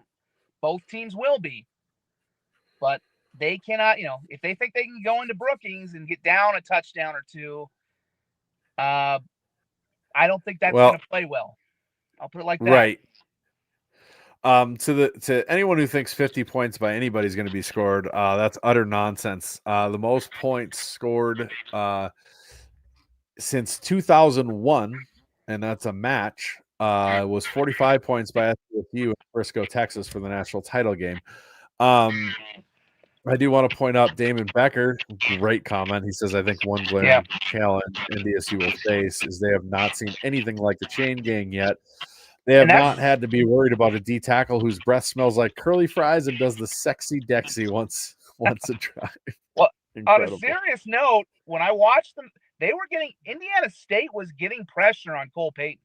Like that was I didn't see as much of the second half because again, 5-hour delay, right, other things. But when I was watching in that first half, it wasn't just, the Bison are playing terribly. And, again, they were. And I do think, same as SDSU, they were looking ahead and playing down a bit. But they were getting – I thought to myself, I'm like, if the Jacks can get pressure, they're going to have a shot. They're going to have Cole Payton's probably going to see more pressure against SDSU than he's seen against most of what he's faced this year. Yeah. This is what makes this game beautiful, right? I know you said, and I've seen it said by like NEC fan account, like, well, the marker shouldn't just be for who wins the conference. It should be like for who makes the playoffs. Well, just because your ass hurt because your conference doesn't get auto bids because it's weaker than, well, I'm not going to say what I was going to say, but just because it's weak, doesn't mean this game doesn't mean the world. This is the most impactful rivalry, the most important and the largest, sorry, Montana fans, in the country. It is one of the largest rivalries in all of the collegiate football world. It is ranked on multiple different sites, ESPN, everywhere else, up amongst the pantheon of great rivalries that are in the FBS. This is such a phenomenal rivalry. And why is that? Well, let's just say this. One score game, not one score game, one score, not one score, like these games are all close. And I bet you if you went back, I would love to go back at minimum back until 2016, just looking at the stuff going on the Marker wiki page, right? You have to go to at least 2016 for the regular season matchup for the first time the Marker was not a top 10 matchup for every game. It has been at least a ranked matchup for way longer than that. It's crazy. It is absolutely crazy how big this game is just because of the consistency of the teams and the level that they are at. There is no rivalry. Alabama, Georgia, I don't give a shit. None of them match what is on the line every time as far as ranked matchups as what the Dakota Marker has for the last 15, 20 years. I guarantee it. I don't have to look it up. I'm right. It's not. I am. I just am. Georgia has not been a top 25 team for the last 25 years, right? They ebb and flow because that's the way life works, right? This has been consistently an incredible, unbelievable matchup every time. I cannot wait. That being said, like what we talked about, this is going to be so fun. This is going to be so fun. You've got an incredible quarterback in Cole Payton who, if you let him get out of the pocket at all, he's getting 20 yards. He is the quintessential NDSU heartbreaker. 3rd and 15. We finally got him. He runs for 18, 20 yards, and all of a sudden it's first down again, and you're starting back over. Miserable. You've got great wide receivers on that team. You've got great wide receivers on the SDSU team. I would argue far underrated, especially compared to NDSU's wide receivers. I mean, Lofton Ogroski is incredible, but Bollock is phenomenal. Graham Goring is really coming into his own. You've got Smith, a lot of watch out. Jack Smith is starting to make an appearance. He got another touchdown today. 2 touchdowns. You're right. Yeah, 2 touchdowns for him today. You've suddenly got these receivers coming out of the woodwork for SDSU. If Chase, now this is obviously a very different conversation if Chase Mason can't go. If Chase Mason can't go, then SDSU is not just the underdogs. They are decided underdogs by probably 10 to 15 points. That's just what the odd makers are going to put it at. I promise you, because that's just the way it is. Now, are the 605 Hogs capable of making this a close game with Julius Loffridge and Johnson and, Bassinger and all those guys? For sure. But boy, that's going to be a tough road to hoe. Now, I will say this. I think Luke Marble has a better arm and a better deep ball than Heidi did for those matchups. I'm not saying it's not compared to Mark or any of these greats, but that team that year when Keaton Heidi came in just had no threat down the field because Heidi just couldn't throw that ball.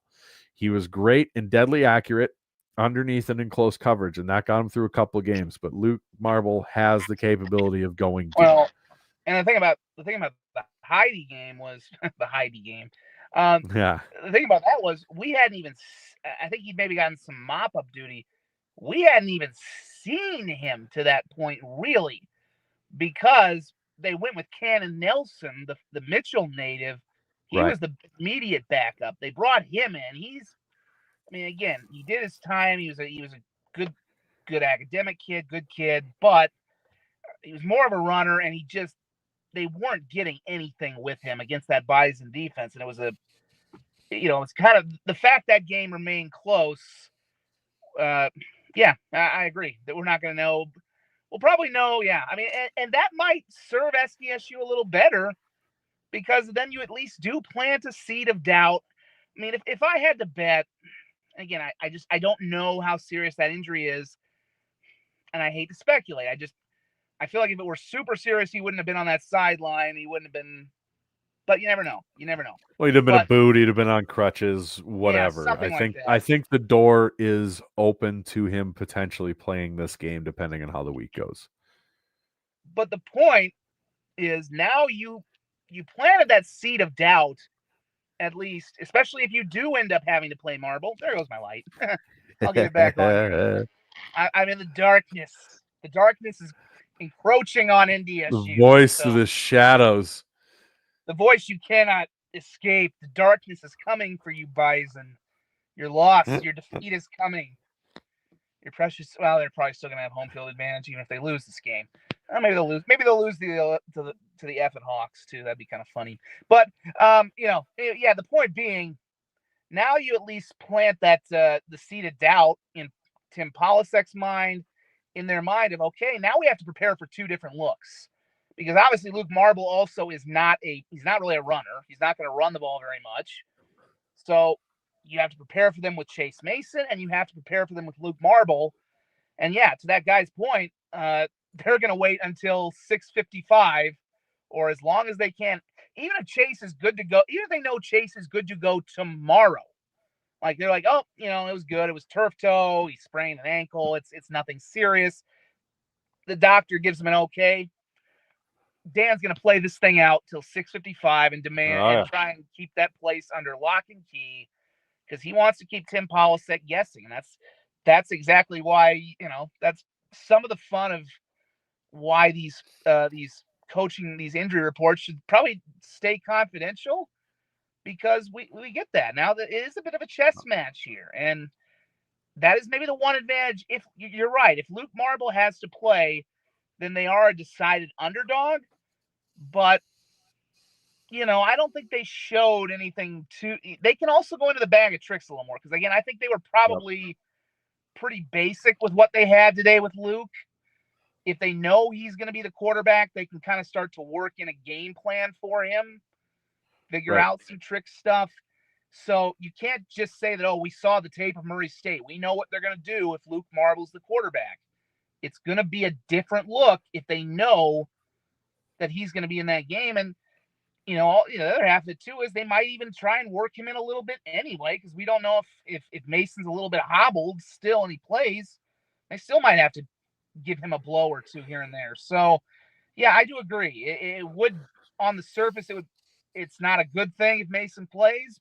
Mason doesn't play, but we saw it a couple of years ago with Heidi. He did kind of give them when he came in. The Bison had not seen him at all, and it was a different look that they were not ready for, and he was able to get them into the end zone and tie that game up. And if he doesn't make one bad throw, which frankly you would expect from a true freshman, it was a true freshman mistake.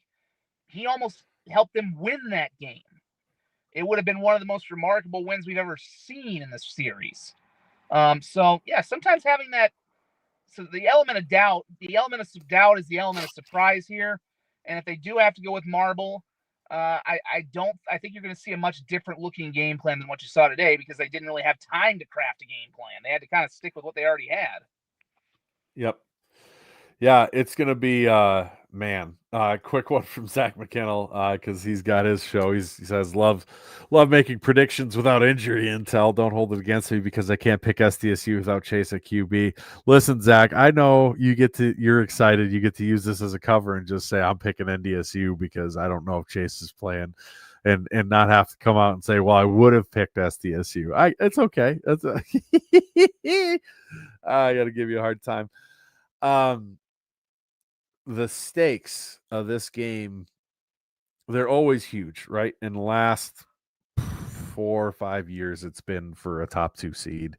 Really going back longer than that, even especially as long as the teams hold serve. But night game in Brookings hasn't had a marker matchup, and boy, it's been forever. I would love to know when the last one of those was. 2015.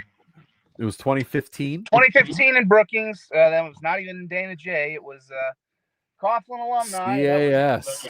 And that was the last time, too, that the marker game really wasn't competitive, at least because they lost that game 28-7. Carson Wentz kind of went off on them, but they, that was obviously a bit of a weird SDSU season anyway. That was Zach Lujan's last game as the starter. He kind of got hurt in that. We talk about injuries. He got hurt. Nobody really knew it. Late in that game, he got hurt.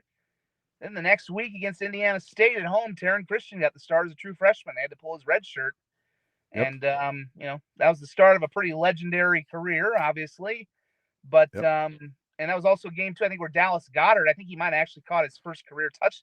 It was in garbage time because I think they were down 28-0, but I think that was his first career touchdown catch in that game. And that was the old Coughlin. They were renovating it. They had the horseshoe was built, but the old stands were still up. Right. Yeah. Man, that's a throwback. Adam Harm says, anyone besides Kenkel have friends that think it's a good idea to have a fall wedding on the last Saturday in October and thus will have guests glued to their phones during the reception? That is brutal. I feel so bad for Alex and his family, his wife, everybody who has to go, because it's not like, oh, it's my second cousin. Like, it's his brother or his wife's brother. It's like you can't not go. I've lived that a little bit. I wasn't able to make the 2019 game. It wasn't because of it wasn't because of a wedding. My dad was in the hospital at the time, so I missed game day and all that stuff. So I know that feeling. I'm gutted for that guy, man. That's a brutal one. At least the hospital, you can be like, well, this is important. Not saying the wedding isn't important, but that's brutal. And yeah, I mean, even for the wedding, oh God, Adam's in a different wedding. even if you're running the wedding, like Adam's right. Like that whole wedding's going to be watching their phones. Like at the reception, I'm not dancing. Well, at least it's I'm not not during. At least the dancing. game's not during No. the day. At least the game's not during the day. So then you'd really like literally Right. The during the wedding, ceremony you is would have your okay. yeah. Right. But your ceremony, your reception, that's good.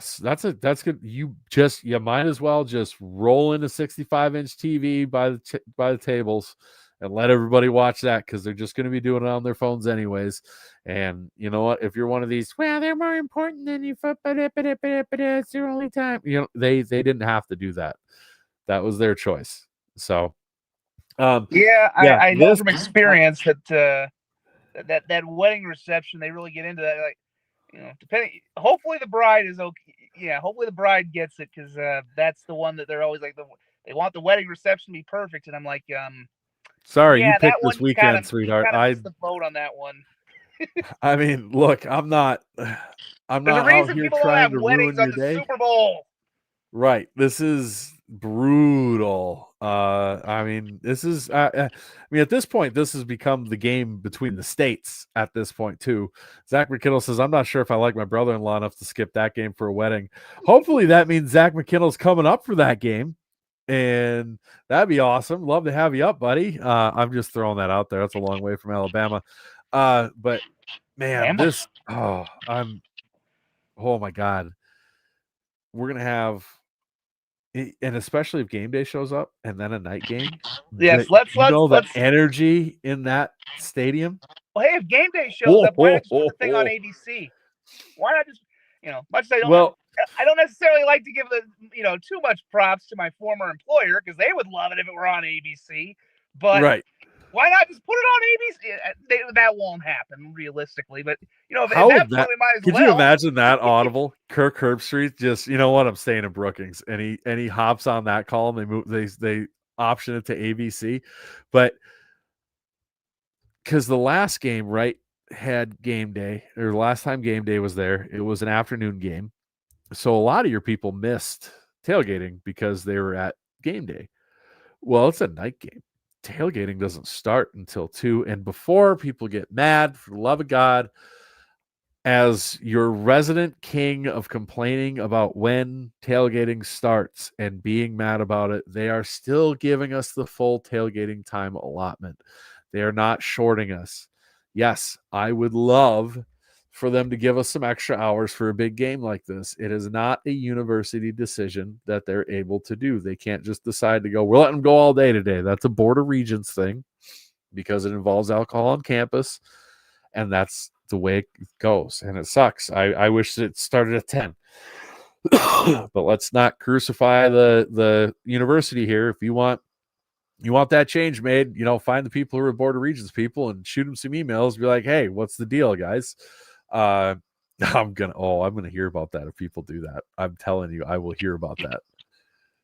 Well, I mean, let's open the elephant that's in the room right now, or the car, I guess, in the middle of nowhere. College game day. Are we getting the encore? Again, I said this literally an hour ago, so we should probably wrap this up in the next 15 to 20 minutes. But we can probably go longer. Yeah. I don't know what the numbers are like in terms of who's still with us at nearly 1:30. 50 people. Y'all are maniacs. I love you all. And me as well. Thank you. I know somebody made the point that the last time our UTL, well, I can promise you, if we have game day and then I'm here for that early, I mean, I don't know what my official work capacity will be. I'm definitely going to come because it's game day again, once in a lifetime thing. Not sure if, I'm guessing maybe Forum and Sioux Falls Live might want my assistance for some things. I've got a feature, by the way, coming out this week on Midwest Sports Plus. 2 related ones coming up on SDSU. I think that people are going to like. So keep your eyes out for that. It's ironically, it's on the trainer for SDSU, Charlie Miller. So really, he's going to have to do his work. He'll be a bit of a star this week, one way or the other. Did not anticipate that. Oh, hey, we changed the graphic. Nice. Just for funsies. Beautiful. But yeah, I'll have that story coming out here this week. So just keep an eye out. It'll be out this week, and I'll pass along. The appropriate people will do the advertising. But and then I don't want to spoil the other one. It's an SDSU adjacent. You'll see it in another week. It'll be pretty good. But yeah. I mean, and I was kidding about the ABC guys. The only way ABC is televising an FCS game is if it's the FCS semifinals, which is part of the playoff package, and I think that's actually been cut down to one game this year as opposed to the two, which kind of stinks. But whatever. One game would be nice either way. But yeah, I think college. Somebody had mentioned earlier that the last time, normally College Game Day does make the announcements of where they're heading next week. The Saturday night, I think somebody had said that the last time they thought it had taken this long was when they came here in 2019. I'm not sure about that because I do remember when we thought there was a chance it was going to happen with SDSU USD in 2023, they waited till Sunday then. So there have been times where they've gone into Sunday. But I think it is a good sign. I'd love it to happen. Not just because my fat head was, not just because Max Sauer and the guys put my fat head on game day, and I'm hoping that happens again. And contrary to what Marco and some of the people I worked with at the time thought, I didn't pay anybody to do that. I was as surprised as my wife and everybody I knew to see my giant face on game day. First, when I pulled up into the parking lot that morning, and then that they literally held the thing up the whole day. So, I'd love it to happen again. Hell, get a picture of my son and do that too if somebody wants to. That'd be even better. But I think the problem from a game standpoint, I don't think there's any question it's the best game at any level next week. I mean, even the FBS slate is pretty thin, and the only game that I could have seen them really going to was LSU and Texas A&M, and you had LSU losing, and Texas A&M damn near did as well. They could still go to that because Kyle Field, Texas A&M. I mean, they're kind of the biggest problem you have now between then and 2019. There are two of them. One of them is the realignment has just thrown everything into a different orbit. They're so beholden to the SEC and the Big Ten. Now they're also competing with. They've got that Big Noon Fox show, so they've got actual competition now. I don't remember if Big Noon was there in 2019 or not, but it wasn't certainly much of a factor yet. But they've got so many contracts running through that. Those are the bigger, quote-unquote, ratings games. I think that makes it harder than it did in 2019. The second thing, and I've mentioned this more prominently, and it flies under the radar, and it's a little more inside shop, but they've had a lot of staff changes since 2019. Mm-hmm. The one that's most prominent was they had a guy by the name of, and yeah, Zach's mentioning that there, Vandy in Missouri, another example, SEC. And it'd be ironic because I think that game's at Vanderbilt, isn't it? Yes, I have no idea. It'd be a little ironic since that's where the FCS title game is going to be, Right. But I mean, there's been a lot of staff changes at ESPN. Obviously, since the pandemic hit, that changed everything. The most notable one I've mentioned a few times is they had a producer by the name of Lee Fitting, who I believe was actually an FCS guy. I think he graduated from like James Madison or something when they were FCS. Guy. Yep. And he always kind of pushed them to go to a smaller school, not just an FCS, but I think he pushed them to go to a Division II or Division III one occasionally. Mm-hmm. He was the one who really said, okay, we can't, every now and then we got to go somewhere small and off the beaten path. Well, he got, I don't know if there, I still don't know. I think there was like some maybe inappropriate stuff that happened, but either way, he left. That voice is gone. So that hurts. But they've also had, as people have known, if you followed the industry, a lot of layoffs over the years.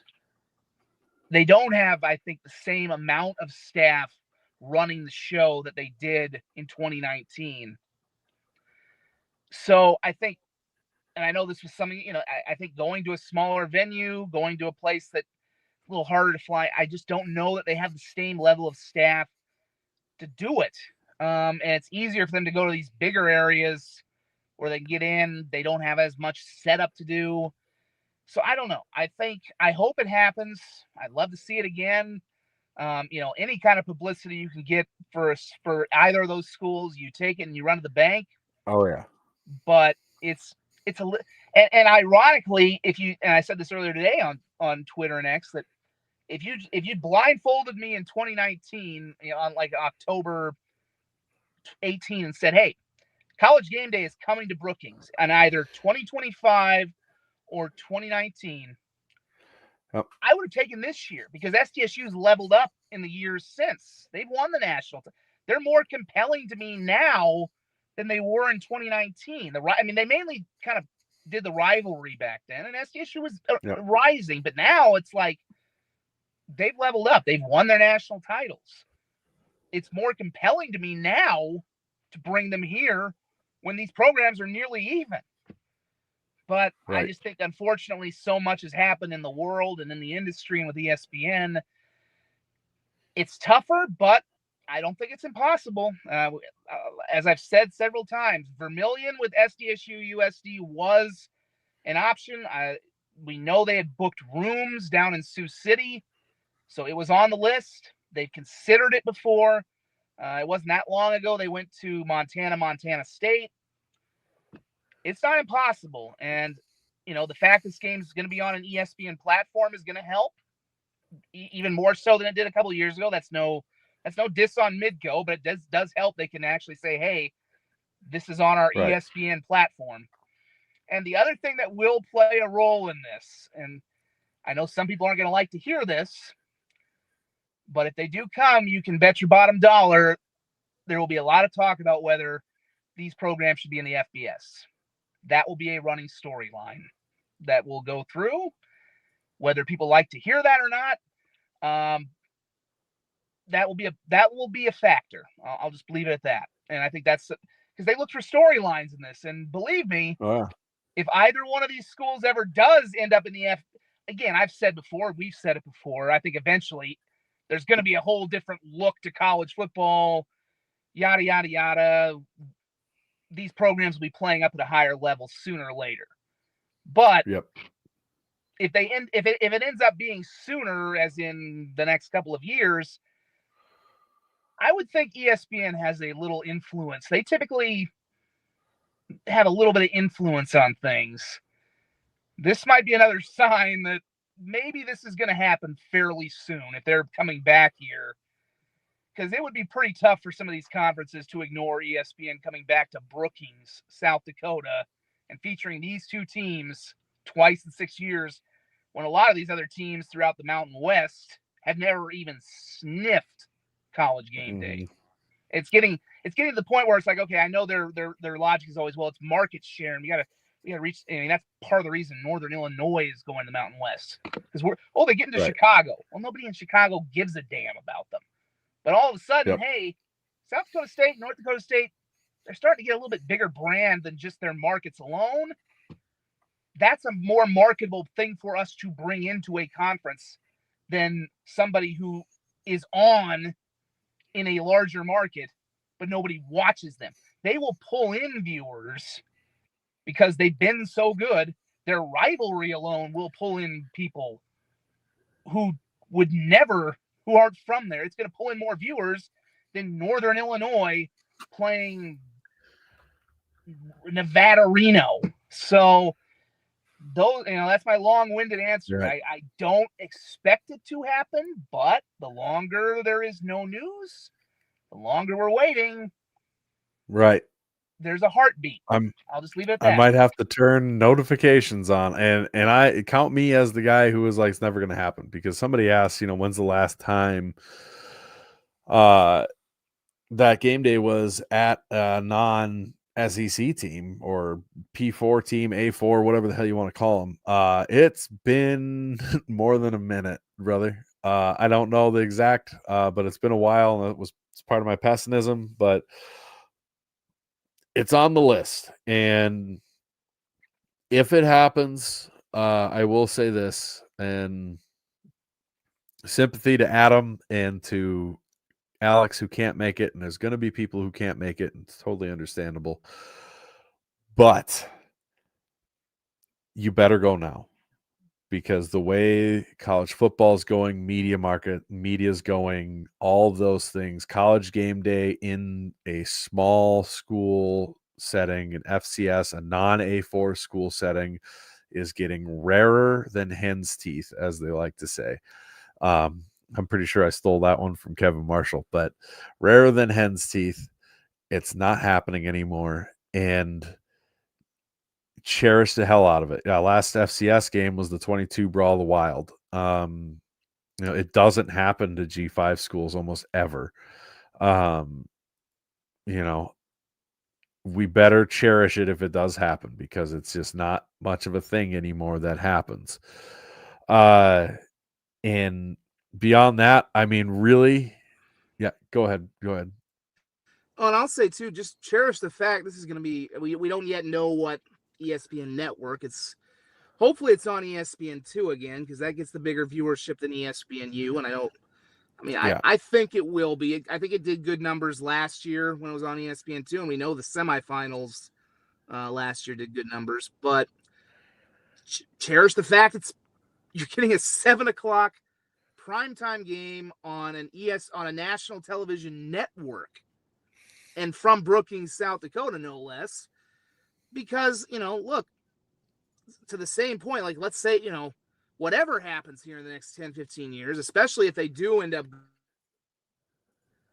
especially if it happens soon, if they were to go to the FBS, there's no guarantee they're going to get this kind of window ever again. I mean, this is part of the advantage of being right now where they are. These are the two biggest brands in their division. They get a little leeway, if they're if they both become just another cog in the vast world of FBS, it's going to get a little tougher maybe to carve out that same niche, that same 7:00 thing. So, I mean, it's not a guarantee, even if they move up to the next level or whatever the next level becomes. Not a guarantee you're going to get a 7:00 game on a major national network to showcase this rivalry and showcase your university. Yep, 100%. And to be honest with that, I think, Borg, we need to make sure your battery doesn't die. I got to go to bed. It's almost getting close to 2. Thank you, everybody who's joined us tonight. We surely appreciate it. We got 57. How do we have more people? It's 1:40 in the morning, you maniacs. I love you all. I think people are excited for this. Incredible. They're excited for this marker game. We'll figure out what the plan is next week when we get to next week. We don't know, guys. Yep. Yeah, as far as this show, we're all going to be there. It's in God's hands. I mean, maybe we'll, I have a feeling if they win the marker, we'll probably take a live photo or something, and especially if they win, just something nice. But if I had to guess at this point, we're probably doing a Sunday show next week. But we'll see. It depends. The same. That was the nighttime starts, as we learned last year when they had the NDSU and the SDSU game there. This is a ride, and especially if game day is here, it's going to be a ride times 10,000. So keep an eye on your phones tomorrow. Just keep an eye on everything, and we'll all have you covered. Jackrabbit Illustrated, and I also say Sioux Falls Live, Midwest Sports Plus, Forum Communications. They'll keep it covered on that end, and we will be back here when we're back here next week, and we'll have a lot to talk about. So, thank you for joining me in the middle of nowhere. All right, take it easy, guys. If you do feel so inclined, subscribe, like, whatever, help us continue doing whatever this nonsense is. And y'all have a good night. We'll see you all week. Peace.